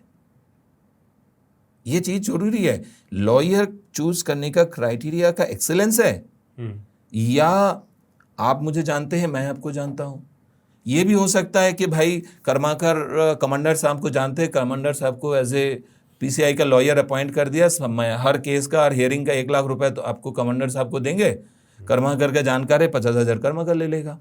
तो कोर्ट केस भी जितना ज़्यादा होता रहेगा, फायदा तो एडमिनिस्ट्रेटर्स का है। मैं ये नहीं जानता हूँ कि होता है या नहीं, मैं एक मतलब एक क्या बोल एग्जाम्पल बता रहा हूँ जी। अगर मुझे कोर्ट केस लड़ना है तो मुझे अपने पैसे से लड़ना है जी। ठीक। भारत सरकार ने अभी तक डिसेबल्ड लोगों के लिए, डिसेबल्ड एथलीटों के लिए नौकरी का क्या प्रावधान रखा है? कुछ नहीं। कागजों में equal rights and equal opportunity. अगर कॉमनवेल्थ गेम्स का मेडल 101 मेडल था, भारत सरकार ने कर्माकर को पहली बार इक्वली स्टेटस दिया, तो नौकरी के मामले पे डिसेबल्ड लोग आज भी 99% पीछे हैं। अगर इंडिया में 1000 डिसेबल्ड एथलीट्स है जो खेलते हैं, उसके 0.1 और 2% को नौकरी है और किसी के पास नौकरी नहीं है। तो this is a harsh reality. अभी वो लोग जो अपने जीवन को बिताने के लिए जिनको संघर्ष करना पड़ता है, कहीं ना कहीं काम करना पड़ता है, उसके बाद वो खेलते हैं, तो वो ऐसे Delhi high court, supreme court का फीस कैसे जुटा पाएंगे? नहीं कर सकते। पैसे नहीं है, इसीलिए आपको जस्टिस भी नहीं मिल सकता। मतलब पैसा है तभी जस्टिस मिलेगा। मैं सीधा नहीं कह रहा हूं कि किसी जज को पैसा देना है, मैं ये नहीं कह रहा हूं, लेकिन जस्टिस लेने के लिए मुझे न्यायालय जाना है। अभी चीजों को देखिए, दिल्ली हाईकोर्ट में मैं हार गया, सिंगल बेंच में हार गया, मुझे डबल बेंच जाना है, फिर दोबारा पैसा 1 लाख रुपए उनका फीस है, मेरा सैलरी है 60,000। सर 50,000 ले लो सर, प्लीज सर, हाथ पैर पकड़ रहा हूँ। 50,000 भी देने के बाद 10,000 में आप कैसे गुजारा करोगे? आप कैसे खेलोगे? तो ये जो सस्पेंशन होता है 3 साल का, इसका कोर्ट को छोड़ के और कोई प्रोविजन नहीं है कंटेस्ट करने का? मतलब अगर उन्होंने डिक्टेट पास कर दिया, जो वहाँ पे पावरफुल लोग बैठे हैं, कि हमने कर्माकर को 3 साल के लिए सस्पेंड कर दिया, मतलब दैट्स पीरियड हो गया, देन यू आर फिनिश्ड। हाँ, क्योंकि सी अब क्या करेंगे? मैं क्या कर सकता था? मेरा सस्पेंशन के बाद मैं मिनिस्ट्री ऑफ स्पोर्ट्स में गया, मैं बोला सर ये इलीगल सस्पेंशन है, इनके बायलॉज में ही सस्पेंशन का प्रोविजन नहीं है, तो सस्पेंड कैसे कर सकते हैं? I am really very sorry to say this people are not ready to listen. इन्होंने एक बार भी पीसीआई को नहीं बोला आपका बायलॉज तो दिखाओ। आपने सस्पेंड कर दिया, अच्छी बात है। अब इंडियन एथलीट को, मैं आम इंसान तो हूँ, इस देश का नागरिक तो हूँ, लेकिन मैं एक ऐसे एथलीट हूँ जिन्होंने, भारत सरकार ने अर्जुन अवार्ड दिया है। मुझे अगर कोई थप्पड़ मार रहा है तो वो अर्जुन अवार्डी को, अर्जुन अवार्ड को थप्पड़ मार रहा है। इस आपके आर्मी के अंदर अगर कुछ होता है, जैसे हम कभी कभी रील्स देखते हैं कि पुलिस वाले ने आर्मी वालों को मार दिया, फिर आर्मी वाले पूरे आ जाते हैं, भाई हमने कैसे मारा है, उठा के लेके जाते हैं। प्रोटेक्शन है ना। यहाँ पे एथलीट का जीवन क्या है? 0 है। जब तक वो वाली बात है, जब तक ये गाय दूध दे रहे हैं या मुर्गा अंडा दे रहा है, तब तक उस गाय का या मुर्गे का वैल्यू है। जिस दिन वो नहीं दे पाएंगे, बोले हु आर यू, उठा के फेंक दिया जाएगा। तो ऐसे नहीं होना चाहिए। हम अपने घर में अपने माँ बाप को उठा के फेंक देते हैं? नहीं। हम आज भी अब्दुल कलाम जी को सम्मान करते हैं, उनको पूछते हैं, उनके कंट्रीब्यूशन को पूछते हैं। अब्दुल कलाम जी प्रेसिडेंट ऑफ इंडिया बन चुके थे, तो शायद क्या इसीलिए ही, वो भी तो एक इंसान थे। ये बहुत दुख की बात है। और इसके पीछे मैं बताऊं, हम लोग खुद भी जिम्मेदार हैं। Okay sir. जैसे मैं अर्जुन अवार्डी हूँ, मेरा नेक्स्ट स्टेप क्या होना चाहिए? Padmashri, next Padma Bhushan, next Padma Vibhushan, next Rajiv Gandhi खेल रत्न, नेक्स्ट मुझे प्रेसिडेंट ऑफ इंडिया बनना है। ठीक है, तो इस टाइप का हमारी जो सोच है, और इस सोच के लिए हम हमेशा उन लोगों के पैर पकड़ के yes sir yes sir yes sir में लगे हैं। जितने भी मेडलिस्ट है, मैं एविडेंस दिखाऊंगा, आप बोलेंगे कि आपने इन लोगों को मेल करके सब कुछ बताया। मैंने जानबूझ के मेल किया कि एविडेंस रहे। They are not ready to turn off. मरने दो। ऐसे भी इंडिया के एडमिनिस्ट्रेटर्स है, ऐसे भी इंडिया के इंडियन ओलंपिक एसोसिएशन के। मैं बता रहा हूं, मैंने पीटी उषा को मेल किया। पीटी उषा से बड़ा हमारे इंडिया में, हमने बचपन से जब छोटे थे बड़े हुए पीटी उषा का नाम सुन के। PT Usha 2014 Commonwealth games Glasgow, बहुत ही शान से मैं पीटी उषा के साथ बैठ के डाइनिंग हॉल में फोटो खींचा, मैं अपने फेसबुक पे डाला। एक administrator mister Satyanarayana, Paralympic committee of India ji, अपने आप को चेयरमैन पैरालंपिक एथलेटिक्स कहते हैं, पैरा एथलेटिक्स कहते हैं। ओके। तो कुछ गलत काम होते रहते हैं, और मैं 2 ग्रुप चलाता हूँ, व्हाट्सएप ग्रुप पैरा एथलीट्स को, उनके what is doping, how to train, हम डोप से कैसे क्लीन रह सकते हैं, क्योंकि डिसेबल्ड लोगों के बहुत सारा फिजिकल प्रॉब्लम्स है, आपको दवाई लेना पड़ता है जी। तो दवाई अगर लेते हैं तो उसमें स्टेरॉइड भी होता है, तो उस स्टेरॉइड से आप अपने आप को कैसे बचा सकते हैं, क्योंकि चेक करेंगे तो आप स्टेरॉइड में पॉजिटिव हो जाएंगे। ऐसे कंडीशन में सर्वाइव के लिए स्टेरॉइड लेना, it is not a illegal, it is not a crime, क्योंकि जीवन सबसे पहले है। जी। तो मैं जैसे लोगों को जागरूक करता था, ये लोग क्या करते थे, अपने लोगों को अलग अलग जगह पे सेट करते थे। तो मैं जागरूक करता हूँ, इन्होंने मुझे एक दिन सुबह, मुझे पता था ये मुझे व्हाट्सएप पे कॉल करके गाली देंगे, मुझे पता था कि ये इनका ट्रैक रिकॉर्ड ऐसा है। मैं बाय नेम बता रहा हूँ, मेरे पास सारा डॉक्यूमेंटेशन है, मैंने FIR भी किया है इसके ऊपर, सब कुछ किया है, मैं डिफॉर्मेशन भी फाइल करूँगा, सब एवरीथिंग इज़ देयर। तो मिस्टर सत्यनारायण मुझे सुबह व्हाट्सएप पे कॉल करके शुरुआत करते हैं कोई जी वाला गाली से, फिर MC BC ABCD सारा जो हो सकता था मुझे एंड मेरे फैमिली को देना शुरू किया, क्योंकि जैसे मैं पहले से प्रिपेयर था, मैंने जब उसका फ़ोन आया तभी से मैंने उस व्हाट्सएप कॉल को ही रिकॉर्ड करना शुरू कर दिया। ओके। कन्वर्सेशन के दौरान मैं बोल रहा हूँ सर मैं आपके कॉल को, मैं उनको बोल रहा हूँ सर गुड मॉर्निंग, और उधर से गाली दे रहे हैं। मैं बोल रहा हूँ सर मैं आपके कॉल को रिकॉर्ड कर रहा हूँ, गाली दे रहे हैं, काट दिया फ़ोन। सेक्रेटरी जनरल को मैंने कंप्लेन किया, सेक्रेटरी जनरल ने मिस्टर सत्यनारायण को बताया, Satyanarayan he is this much of desperate, वो व्हाट्सएप पे वॉइस मैसेज करके बोलता है, व्हाट्सएप कॉल नहीं, मैं वॉइस मैसेज करके बोलेगा, सेम गाली, सेम फैमिली को लेके, वाइफ को लेके, माँ को लेके, सबको लेके देता है। ठीक, और व्हाट्सएप पे वॉइस मैसेज कितना डेस्परेट है देखिए। बार बार दीपा मलिक कंप्लेन किया, दीपा मलिक कहते हैं मैं अभी लंदन जा रहा हूँ, आप मेरे ऑफिस में बात करिए। अरे लंदन जा रहे क्या है, मैं जब आपको दे रहा हूँ रिकॉर्डिंग, तुरंत प्रभाव से सस्पेंड नहीं हो सकता। एक तो ईमेल ही करना है कि ऐसे कंप्लेन आया है, इसके ऊपर बेस करके आपको सस्पेंड किया जा रहा है, और इस डेट पे एक हियरिंग है, हियरिंग पे आपको और मिस्टर कर्माकर को सामने बुला के बात को रखना है, कंप्लेन के ऊपर कार्रवाई होनी चाहिए। Practical. Madam Deepa Malik is big name, what she did, nothing. क्यों? वो president Paralympic committee of India थे। And mister Satyanarayan he is the most powerful person, वो जिसको चाहेगा वो बनेगा प्रेसिडेंट, वो बनेगा सेक्रेटरी, वो बनेगा सब कुछ। ठीक। नाउ मिस्टर देवेंद्र झाझरिया आए, काफ़ी बार बताए, it's not listen, it's not ready to listen, कुछ नहीं करना चाहते हैं। अभी कुछ दिन पहले आपने देखे होंगे सुमित अंतिल और नीरज चोपड़ा और भी कुछ थ्रोअर्स थे, उनको लेके किसी ने सेम टाइप के गाली दिए, तो देवेंद्र झाझरिया ने दैट अदर पर्सन को सस्पेंड कर दिया। क्यों? नीरज चोपड़ा जुड़ा हुआ है वहां पे। अब चीज को देखिए, नीरज चोपड़ा ने जब बोला तब उनको सस्पेंड कर दिया। तो अगर आप उनको सस्पेंड, मिस्टर नरसिंह को अगर सस्पेंड कर सकते हैं तो सत्यनारायण को क्यों नहीं सस्पेंड कर रहे हो?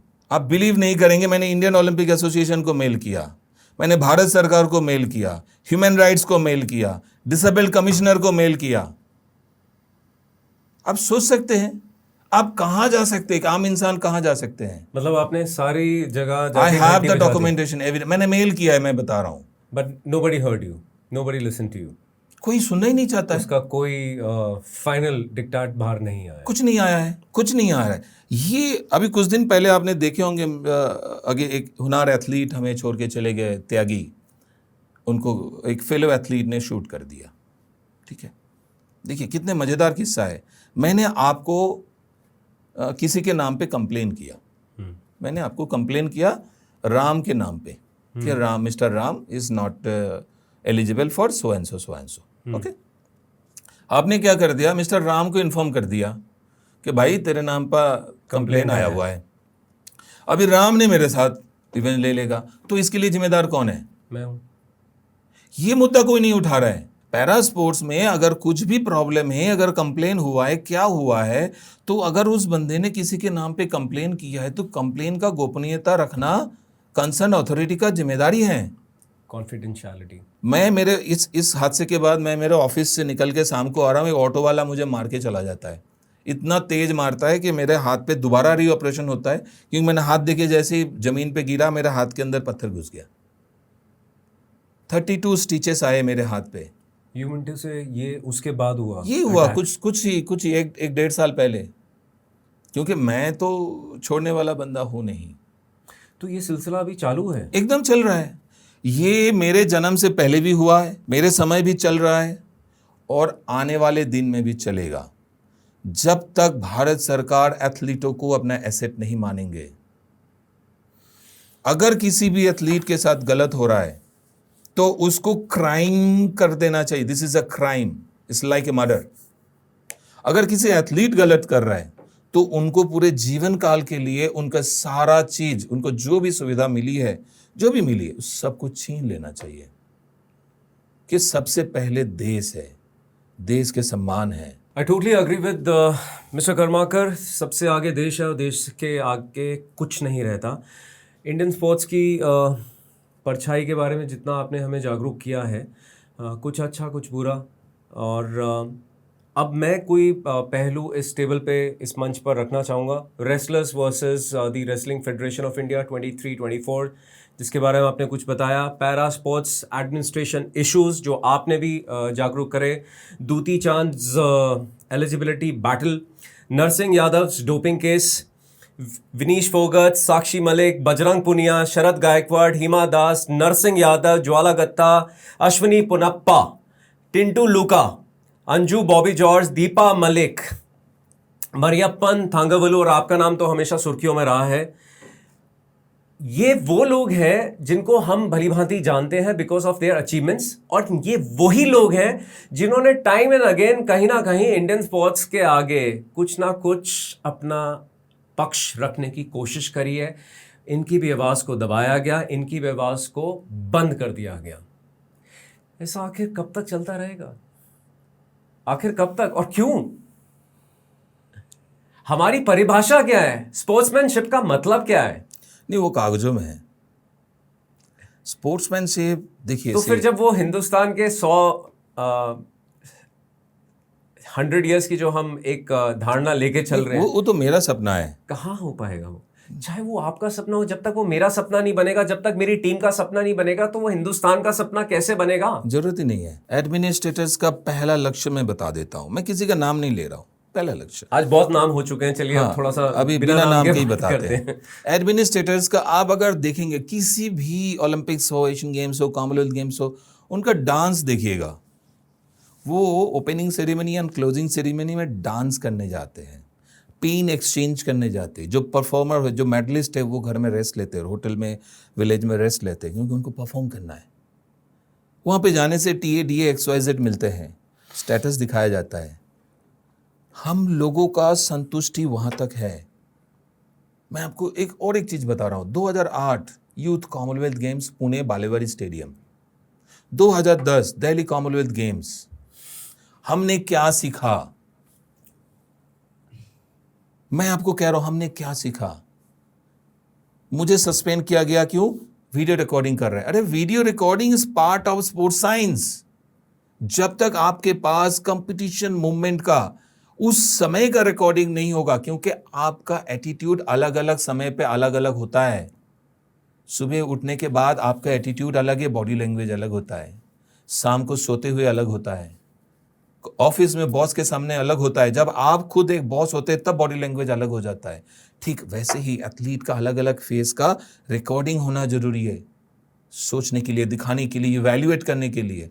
कुछ दिन पहले PCI ने, अभी हंसदार किस्सा है, मैं क्या बोलूं, मतलब पढ़े लिखे लोग होता तो ना चीज़ों को समझते। ये लोग इतना एक ऐसा माहौल बना के रखा है जहाँ पे पढ़े लिखे लोगों का कोई जगह नहीं है। इन्होंने PCI ने अभी कुछ पोस्ट निकाला है, वीडियो एनालिसिस्ट, मतलब जिस काम के लिए उन्होंने कर्माकर को 3 साल के सस्पेंड किया है, उसी फील्ड का एक बंदे को वो उनको चाहिए जो एथलीट का एनालाइज करेंगे। तो जो चीज मैं 2017 में किया हूं, मेरे पास, अब बिलीव नहीं करेंगे, 2008 ओलंपिक से पहले, 9 ओलंपिक से पहले मैं अपना खुद का वीडियो बनाता था स्विमिंग का। मेरे पास खुद का ट्राइपॉड होता था, खुद का कैमरा होता था। मैं स्विमिंग का देखता था, बनाता था, बाद में आके लैपटॉप में डाल के देखता था कि मैं क्या गलत किया, मुझे क्या सही करना है। इंडिया में पैरा एथलीट्स को ट्रेनिंग कराने वाले कोचेस नहीं हैं। कोचेस साथ में लेके चलते हैं, जैसे भेड़ बकरे होते हैं ना, कुछ अच्छे अच्छे बकरा। एग्जैक्टली यही बात मुन्ना खालिद ने भी बोली थी कि हम जाके लोगों को बोलते हैं आप हमें सिखाओ, हम आपको बताएंगे कैसे सिखाना है। बट पूरी दिल्ली में, उसने दिल्ली का रेफरेंस दिया था, कहता सर दिल्ली में ऐसा कोई कोच अवेलेबल नहीं जो हमें कुछ सिखा सके। That is a dilemma. और आपने जो अभी वीडियो एनालिसिस की बात करी, what a paradoxical issue and a point here.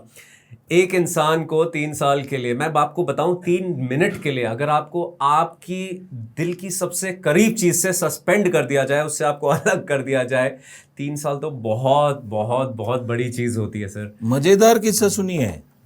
इन्होंने मुझे सस्पेंड करने के बाद मेरे ऑफिस को इन्होंने, मैं हरियाणा स्पोर्ट्स डिपार्टमेंट को इन्फॉर्म किया कि हमने उसको सस्पेंड कर दिया, आप डिसिप्लिनरी एक्शन लो मिस्टर कर्माकर के खिलाफ। क्योंकि ये एडमिनिस्ट्रेटर्स, हरियाणा के भी एडमिनिस्ट्रेटर्स हैं, सब जुड़े हुए हैं। सिंह तब हमारे पैरालंपिक कमेटी ऑफ इंडिया के प्रेसिडेंट थे, सिंह साहब हरियाणा के MP थे। There is a good hold, good position. मेरा 3 इंक्रीमेंट मेरे ऑफिस से काट लिया, मेरे खिलाफ इंक्वायरी चलाते रहे, मुझे भिवानी से चंडीगढ़ का धक्के लगाते रहे। मतलब आपको इतना ज़्यादा पजल कर दिया जाएगा, हजारों चीज़ों में ऐसे उलझा दिया जाएगा कि आप हार के बोलोगे, पैर पकड़ के बोलोगे सर माफ़ कर दो मुझे। आप जो बोलोगे वही सही।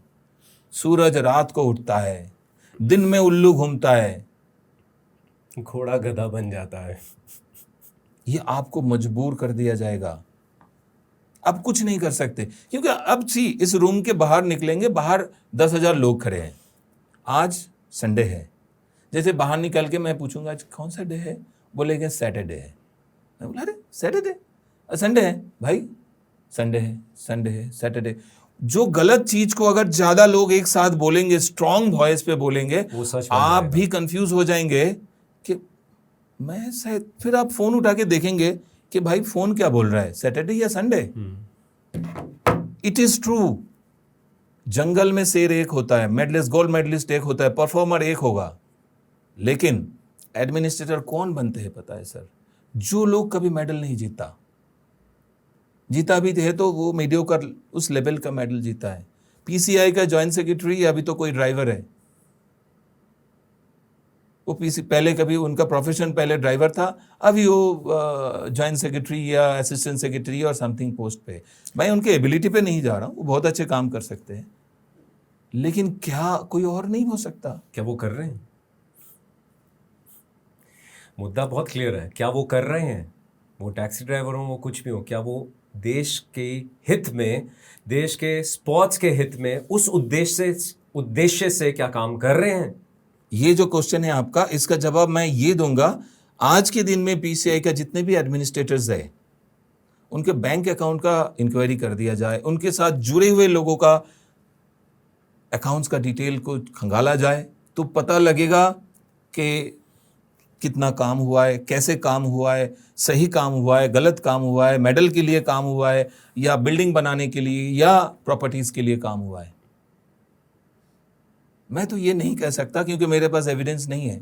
आज इस मंच पर इतनी चर्चा हुई पैरालंपिक कमेटी ऑफ इंडिया, उनके लोगों के बारे में। आज जो टिप्पणियाँ प्रसन्नता साहब ने दी है कि टू दैट एक्सटेंट दैट जितने लोग इस ऑर्गेनाइजेशन से जुड़े हुए हैं, उनसे कितने लोग और जुड़े हुए हैं। आई डोंट नो इस मंच की उतनी क्षमता है कि हमारी आवाज़ सही तरीके से, सही विचारधारा से, सही माध्यम से उस पर्पस से जाए कि हमारा इंडियन स्पोर्ट्स, जिसका सिर्फ एक ही आउटलुक और एक ही विचारधारा होनी चाहिए कि उसमें चाहे वो एडमिनिस्ट्रेटर्स हों, चाहे हमारे एथलीट्स हों, हम सिर्फ अपने तिरंगे का को रोशन करने के लिए उसको फिर हमेशा वो लहराया जाए, सिर्फ उस उद्देश्य से ही हम आगे बढ़ें। I have no clue, even I am in a dilemma. But मंच का उद्देश्य हमेशा ये रहता है कि इस विचारधारा को, इस बातचीत को हम हमेशा अपनी जनता, अपनी आवाम, अपनी ऑडियंस के सामने लाते रहें। बिकॉज आज की दुनिया में हमारी जेनजी, हमारे जो लोग खड़े हो रहे हैं, चाहे वो काफ़ी मंच होते हैं जहाँ पे एक पर्पसफुल आइडियोलॉजीज़ को एक्सचेंज किया जाता है, और शायद वहाँ पे हमारे जो लीडर्स हैं उनकी बात को सुन सकते हैं। तो मैं उन लोगों के लिए बोलूँगा कि प्लीज़ इस चीज़ को समझिए, और हमारे स्पोर्ट्समैन जिस चीज़ से, जिस चक्की का पीसिंग से गुज़रते हैं ना, ट्रस्ट मी, ये पहले मेरे गेस्ट नहीं है, इनसे पहले भी डॉक्टर सुनीता गोधारा आई थी, उन्होंने भी हमें ऐसी चीज़ें बताई थी कि एक इंडियन कैंप के अंदर इट इज़ ब्रूटैलिटी। जो आज सर ने बातचीत के बारे में बताया कि फ़ोन उठाया और कितनी प्यारी परिभाषा और भाषा से एक एथलीट से बात करी जाती है। एंड यहाँ तो सिनेरियो अलग है, यहाँ पे तो एक अर्जुना अवार्डी बैठे हैं जिनके साथ इस बातचीत में इंडल्ज किया जाता है। तो ये कहीं ना कहीं ये सिमिलैरिटी मेरे सुनने में आ रही है, और शायद इस मन से आप भी सुन पा रहे हैं। इस बातचीत का सिलसिला ना, और इस गंदगी का सिलसिला पता नहीं कहाँ पे जाके रुकेगा, कहाँ ख़त्म होगा। नहीं, हो जाएगा ख़त्म। कब? जब कर्माका सर नहीं दूसरी दुनिया में चले जाएंगे। हाँ, ये तो एक हो सकता है क्योंकि सी इंटरव्यू में मैंने बहुत लोगों का नाम लिया है जी। अभी मेरे एक छोटा सा जूनियर से एथलेटिक्स के ही थे, हमारे छोटे भाई की तरह थे, अभी उनका हत्या हो गया। मेरा नंबर कभी भी आ सकता है, क्योंकि मैं इतना खुल के चीज़ों को बताता हूँ और मेरे पास एविडेंस है। मैं तो मेल करके रखा हूँ और ये लोग उस चीज़ को देखते नहीं। मैंने वही की पहले ही बोला था, जब तक भारत सरकार अपने एथलीटों को एसेट्स नहीं समझेंगे, क्योंकि सोना, चांदी, डायमंड्स को हम कहाँ रखते हैं? तिजोरियों में। और जो लोग देश के सम्मान को वर्ल्ड लेवल पे खड़ा करते हैं, वो तो सोना चांदी से भी ज़्यादा है। उनको कैसे प्रोटेक्ट करके रखना है? मैंने अपने जीवन का 30-35 साल दिया है। क्या मेरे माँ बाप को कोई रास्ते में उछाले, उनको गाली दे, मेरे वाइफ को गाली दे, मेरे बहन को गाली दे, और मैं उसको मार नहीं पा रहा हूँ? मेरे अंदर उतना साहस है, उतना ये है, मैं अगर खुल के कैमरे के सामने बोल पा रहा हूँ तो मैं उसके घर में जाके उसको गोली भी मार सकता हूँ, लेकिन मैं मार नहीं पा रहा हूँ। मेरा जीवन का सपना है कि मैं पैरालंपिक्स में देश के लिए मेडल जीतूँ। जो मैं नहीं जीत पाया, मेरे स्टूडेंट जीते। नहीं तो आज वो शमशान में होते और मैं जेल में होता। एक चीज मुझे बांध के रखा है मेरे अंदर। मेरा जन्म कोलकाता में हुआ है। हम द क्रांतिकारी पीपल। आप सेलुलर जेल पे जाइए, देखिए सेलुलर जेल के दीवार जितने भी बचा हुआ है, 99% बंगाली लोग ऐसे हैं। यहाँ पे मैं रोकना चाहूंगा, ये कोलकाता स्पिरिट क्या होती है? कोलकाता स्पिरिट सर, हम गलत चीज को नहीं देख पाते हैं, लेकिन अब आजकल कोलकाता में कोलकाता के लोग कम रहते हैं, तो अभी चीजें बदल चुकी है। कोलकाता का स्पिरिट, कोई भी क्रांति जो भी आया है आप देखिएगा कोलकाता से आया है। कोलकाता एक समय था, भारत को रास्ता दिखाया है जी। तो हो नहीं सकता सर, हमारे जेनेटिक्स ही ऐसे है। लेकिन कुछ कुछ जेनेटिक्स अभी भी वैसे ही चल रहा है, बाकी तो माइग्रेटेड जेनेटिक्स। आई थिंक क्रांति का जो उद्देश्य है बहुत क्लियर है कि अगले आने वाले वक्त में हमारे यहाँ से पैरालंपिक मेडलिस्ट निकलें, जिसके लिए आप रात दिन एक कर रहे हैं। लोगों से भी बात करें जिसके बारे में आपने मुझे मंच के पेरिफेरी में समझाया, बताया। और आप इस समय भिवानी हरियाणा में आप कोचिंग कर रहे हैं। एज अ कोच आपको महसूस होता है कि कोई बड़ी रिस्पॉन्सिबिलिटी आपके कंधों पे है, या आपको एक प्लेयर जब आप रहे थे और उससे जब आप कोच बने उसमें कोई फ़र्क महसूस हुआ अपनी नहीं सर, जिंदगी जब मैं प्लेयर था ना, तब बहुत कूल लाइफ था। सैटरडे नाइट बेंगलोर में एमजी रोड जाना, डबल बस्ट पिज़्ज़ा खाना, और दोस्त थे 40% 60% डिस्काउंट देते थे। और क्या मज़ेदार लाइफ था। जब कोच बना, जब सुएस को ट्रेनिंग कराने लगा, Suez by the way, Suez मेरे स्टूडेंट जो रहे बाद में वो अर्जुन अवार्डी बने हैं जी। तो जब सुएस को ट्रेनिंग कराने लगा, ट्रेनिंग के बारे में समझा और उसके अंदर घुसा, तो 24 घंटे कम पड़ने लगे। अगर आप किसी भी चीज़ के ना बहुत अंदर तक घुसने की कोशिश करेंगे ना, आपको समय कम दिखेगा। मुझे लगता है दिन में 30 घंटे होते ना, तो भी रात को 2 बजे भी आप मुझे देखिए, कॉल करिएगा, मैं आराम से बोलूँगा हाँ बोलो, कुछ इंपॉर्टेंट है, अब मैं ट्रेनिंग प्रोग्राम बना रहा हूँ, सुबह बात करता हूँ। 4:30 बजे स्विमिंग पूल पहुँचना है, क्योंकि 6 बजे से रश आ जाता है, पहले स्विमिंग ख़त्म करना है। अब वो चीज़ 2 बजे तक रात को मैं कुछ ना कुछ काम कर रहा हूँ, 4:30 बजे स्विमिंग पूल पे हूँ, 2-2.5 घंटे का नींद हो रहा है रात को, इसीलिए मैं घोड़े पे जब सो गया तो सो ही गया एकदम।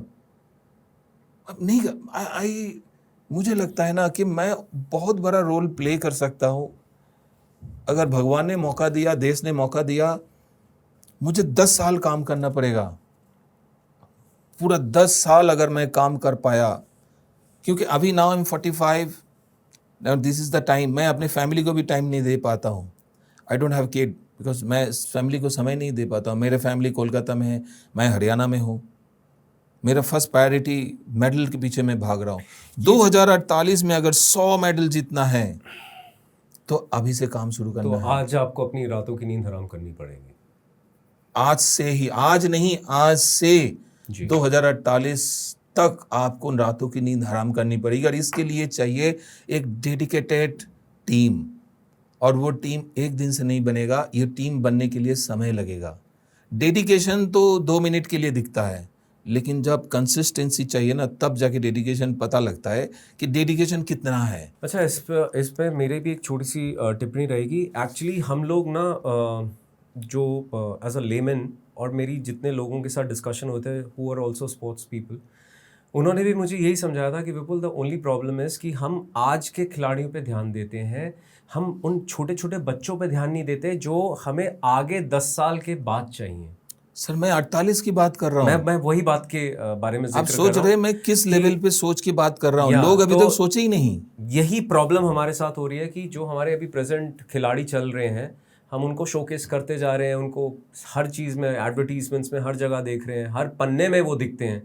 बट जो छोटे छोटे बच्चे हैं, हमें वो उन घरों में जाना है, उस रिमोट एरिया में जाना है, उस गांव में जाना है जहाँ से वो छोटा सा बच्चा हमें आज पिक करना है, जो 48 में शायद 20 साल का हो रहा होगा या 18 साल का हो रहा होगा, जो हमारे देश का नाम तब रोशन करेगा। और जब तक हम उस लय में, अपनी डायरेक्शन में हम नहीं चलेंगे, तब तक हम फायर फाइटिंग ही करते रहेंगे कि अब उस समय कौन सा बच्चा अच्छा बन चुका है। ये ट्रेनिंग का जो मॉडल है, इसी को हमें चेंज करना पड़ेगा। एक इकोसिस्टम क्रिएट करना पड़ेगा। इकोसिस्टम ही की तो कमी बनी पड़ी है हमारे देश में। आप समझ, एक इकोसिस्टम ऐसे मेरे पास वर्ल्ड कप मेडलिस्ट ट्रेनिंग करते हैं, और ऐसा भी 4 साल का बच्चे को भी मैं ट्रेनिंग कराता हूँ जिनको स्विमिंग नहीं आता है जी। मैं पानी में जाके उसको बताता हूँ ऐसे होता है, ऐसे होता है। जूनियर्स उसके आगे जो है उसको बोलता हूँ तुम कराओ, उनसे करेक्शन कराता हूँ।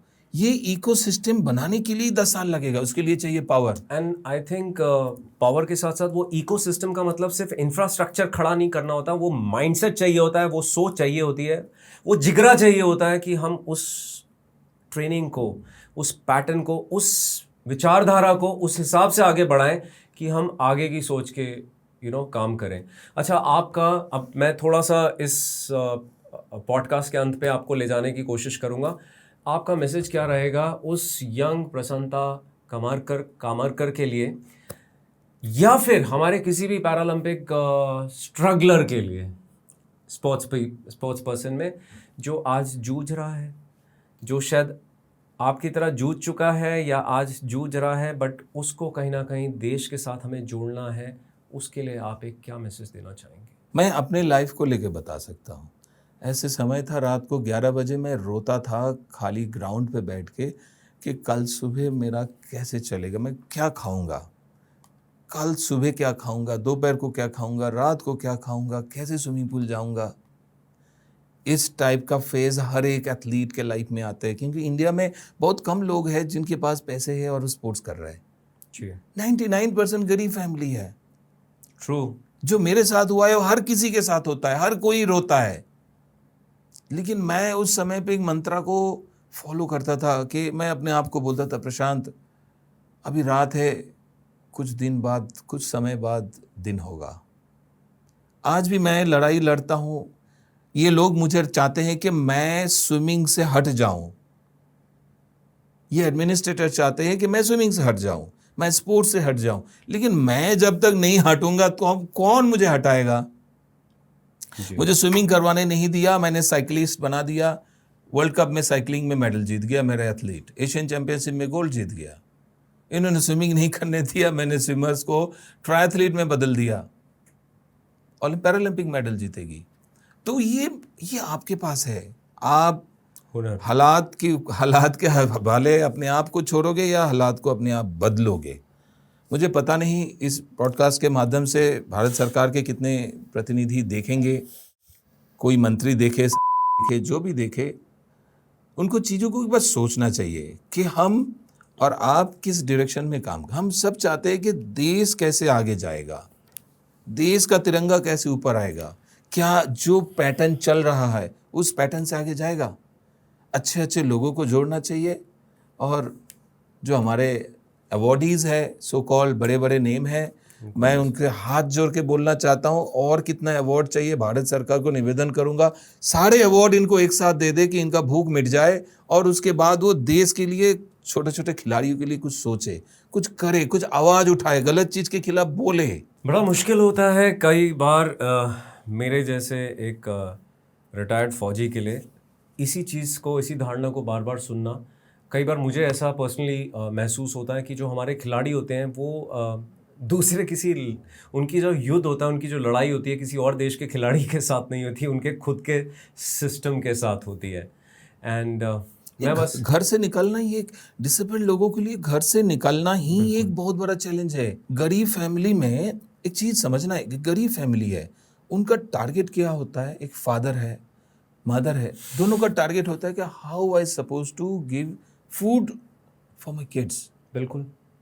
और वो जब बच्चे थोड़ा थोड़ा बड़े होते हैं तो आप देखिए बच्चे भी कुछ ना कुछ खेत में इधर उधर काम करते हैं, और अगर वो लाचार है, पहले तो 10-12 साल 14 साल तक होता है बेचारा, ऐसा है 10-12 साल 14 साल तक तो बेचारा बोल के चल जाता है।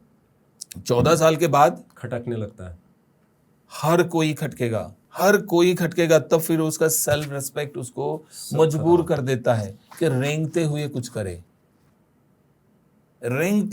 करे। कौन साथ देगा? एक पॉलिसी बननी चाहिए डिसेबल्ड लोगों के लिए, एथलीटों के लिए पॉलिसी बन, जैसे एबल बॉडीड एथलीट्स के बाद railway, banks, customs, navy, army नौकरी देते हैं, इनके लाइफ सिक्योर होते हैं। तो एथलीटों के लिए, पैरा एथलीटों के लिए लाइफ को सिक्योर करना चाहिए। भारत सरकार को प्रावधान करनी चाहिए, जहाँ पे जिसका जितना योग्यता है उसी योग्यता के हिसाब से उनको नौकरी मिलनी चाहिए। एटलीस्ट वो किसी के ऊपर बोझ ना बने, लाचार ना बने, बेचारा ना बन के जिए, स्वाभिमान से जिए, अपने सर उठा के जिए।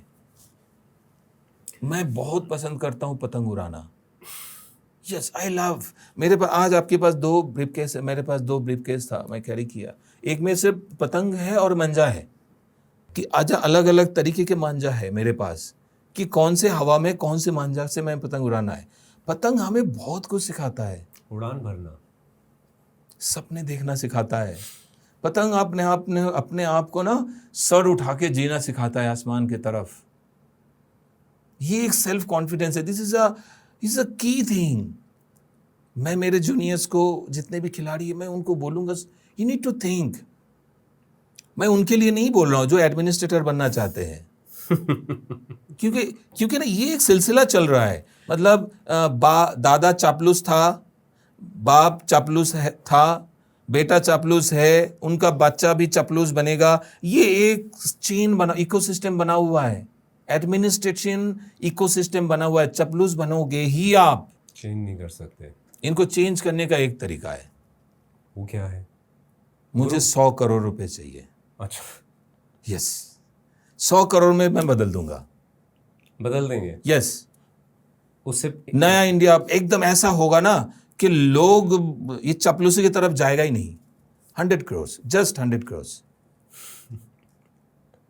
आप कमांडर विक्टर माइक के मंच पे बैठे हैं, यहाँ पे हम आपको 1 करोड़ भी, हमारे लिए ऐसा होता है नहीं, कि बहुत बड़ी चीज़ है। मैं तो चाहता हूँ भारत सरकार से दे। मैं इसका बता भी देना चाहता हूँ आपके दर्शकों को, मैं क्या करना चाह रहा हूँ 100 करोड़ का। मैं इंडिया का हर एक एडमिनिस्ट्रेटर से, छोटे से लेके बड़े तक, सबसे बड़ा जो है और सबसे छोटा है, सबके घर में हेलीकॉप्टर भेजूंगा, एक ग्रैंड पार्टी दूंगा।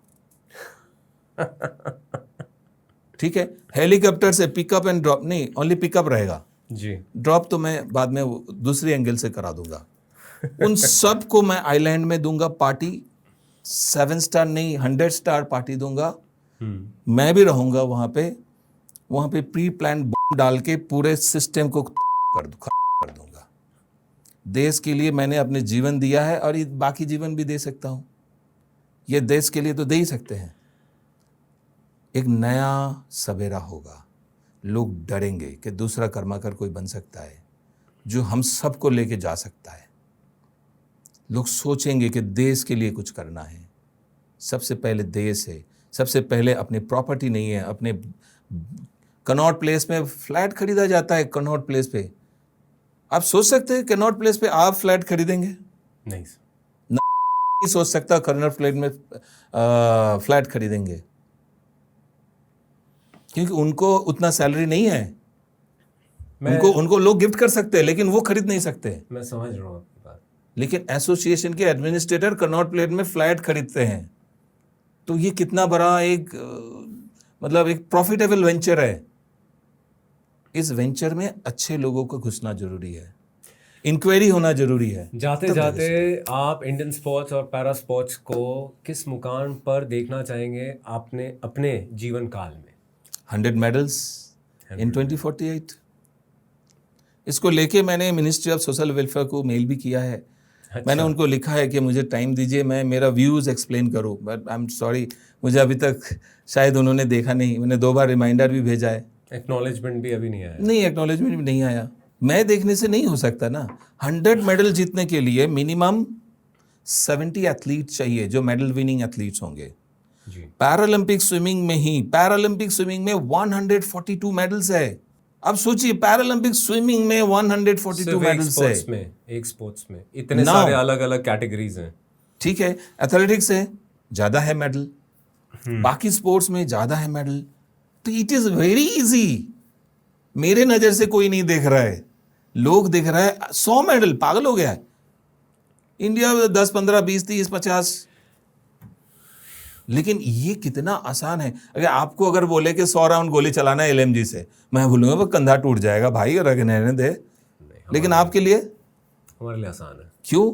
बिकॉज आप उस रास्ते से चल चुके हैं। वो कहते हैं कारवां कहाँ से हमने स्टार्ट किया था, वही कारवां वहीं पे आके ख़त्म हो रहा है। आज की जो डिस्कशन रहा ना, ये काफ़ी सारे पंच रहे, काफ़ी सरकाज़म रहा, काफ़ी सच, काफ़ी खुलासा, काफ़ी टिप्पणियाँ, काफ़ी गोलियाँ, बहुत कुछ चला।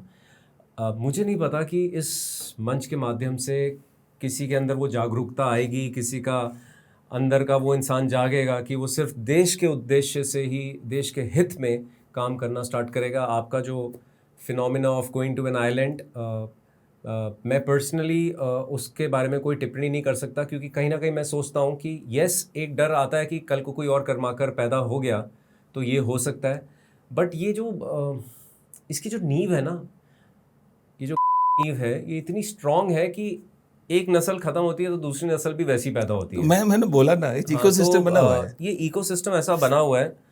सो I don't know whether it is the right way to look at it और नॉट, बट हम एक डेमोक्रेटिक कंट्री में रहते हैं।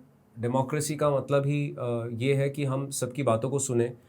कम से कम इस डेमोक्रेसी का जो अस्तित्व है, जो बेसिक उसकी नींव है कि हमारी बात को सुना जाए, वो जो आपके मेल के माध्यम से है जिसमें आपको एक्नॉलेजमेंट नहीं मिलता, वो मेल्स प्लीज सुनिए, because this is a visionary speaking to all of you who can make a difference to this entire nation. We need a revolution, we need those 100 medals and more. और जब तक आप लोग अपनी chairs के अंदर बैठ के हमारे देश के हित में नहीं सोचेंगे, इस देश का आगे कुछ नहीं हो सकेगा। तो चाहे वो 2048 हो, चाहे आज 2026 हो, कुछ नहीं बदलेगा जब तक आपका माइंडसेट नहीं बदलेगा। सो मेरी कमांडर विक्टर माइक की आप सभी को तहे दिल से हाथ जोड़कर ये एक विनम्रता से रिक्वेस्ट है कि प्लीज़ हमारे यहाँ के अर्जुना अवॉर्डीज़ और जो थिंक टैंक्स हैं, जो परफॉर्म करते हैं, जिन्होंने अपनी ज़िंदगी के 35 साल से ज़्यादा इस देश के हित में बिताए, 44 से ज़्यादा इंटरनेशनल अवार्ड्स जीते, 16 टाइम नेशनल चैम्पियन रहे, उनकी बातों को थोड़ा सा सीरियसली लीजिए। ये वो चट्टान है, ये वो माउंट एवरेस्ट है जो आज हमारे हित में खड़ा है, हमारे अगेंस्ट नहीं खड़ा, और ये हम जानते हैं, समझते हैं। ये सिर्फ वक्त की बात होती है कि हमारी बातों को ऐसे ढीली ढाली स्टाइल में लिया जाता है, बट यही आवाज़ जब एक चिंगारी बन के एक बड़ी सोच में कन्वर्ट होती है तो ये आगे जाके आपको ट्रबल करेगी। हम जैसे लोगों को दबाने से पहले आप इतना सोचिए कि आप देश के लिए, देश के हित में आप क्या कर रहे हैं। वहीं से हमारा एक बड़ा चेंज हम सबको दिखने लगेगा। इस कमांडर विक्टर माइक को दिखेगा, सामने बैठे प्रसन्नता कर्माकर जी को भी दिखेगा। Karmakar ji, untold story with commander Victor mic पे आने के लिए आपका बहुत बहुत तहे दिल से शुक्रिया। आपने अपना कीमती समय निकाला, आपके दिल की बातें हमारी जनता, हमारी ऑडियंस सुन पाई। हम इस मंच से कोई गारंटी या वारंटी नहीं लेते कि इस मंच से आगे जाके क्या रेवोल्यूशन निकलेगी, बट एक सोच अगर किसी तक पहुंच रही है, उसका काम इस कमांडर का एक पर्पस है। और मैं भी आपकी तरह एक छोटे से पर्पस के लिए आज तक जिया हूँ उस 25 साल की फौज की नौकरी में, और अब भी जीने की कोशिश कर रहा हूँ। Thank you so much for being a part of the untold story with commander Victor Mike. Thank you so much. आज का पॉडकास्ट में गोलियां दोनों तरफ से चली, कुछ कर्माकर साहब की साइड से, कुछ हमारी कमांडर विक्टर माइक की साइड से। बट इन गोलियों के बीच की जो सन्नाटा था, वो सन्नाटा ही मैं आप तक पहुंचाना चाहता हूं, क्योंकि वो हमारे दिल के बहुत करीब है। वो ऐसे इमोशंस हैं जो हमारे देश के हित में बोलते हैं, वो ऐसे इमोशंस हैं जो हमारे देश को एक लेवल पे लाने के लिए सोच रखते हैं।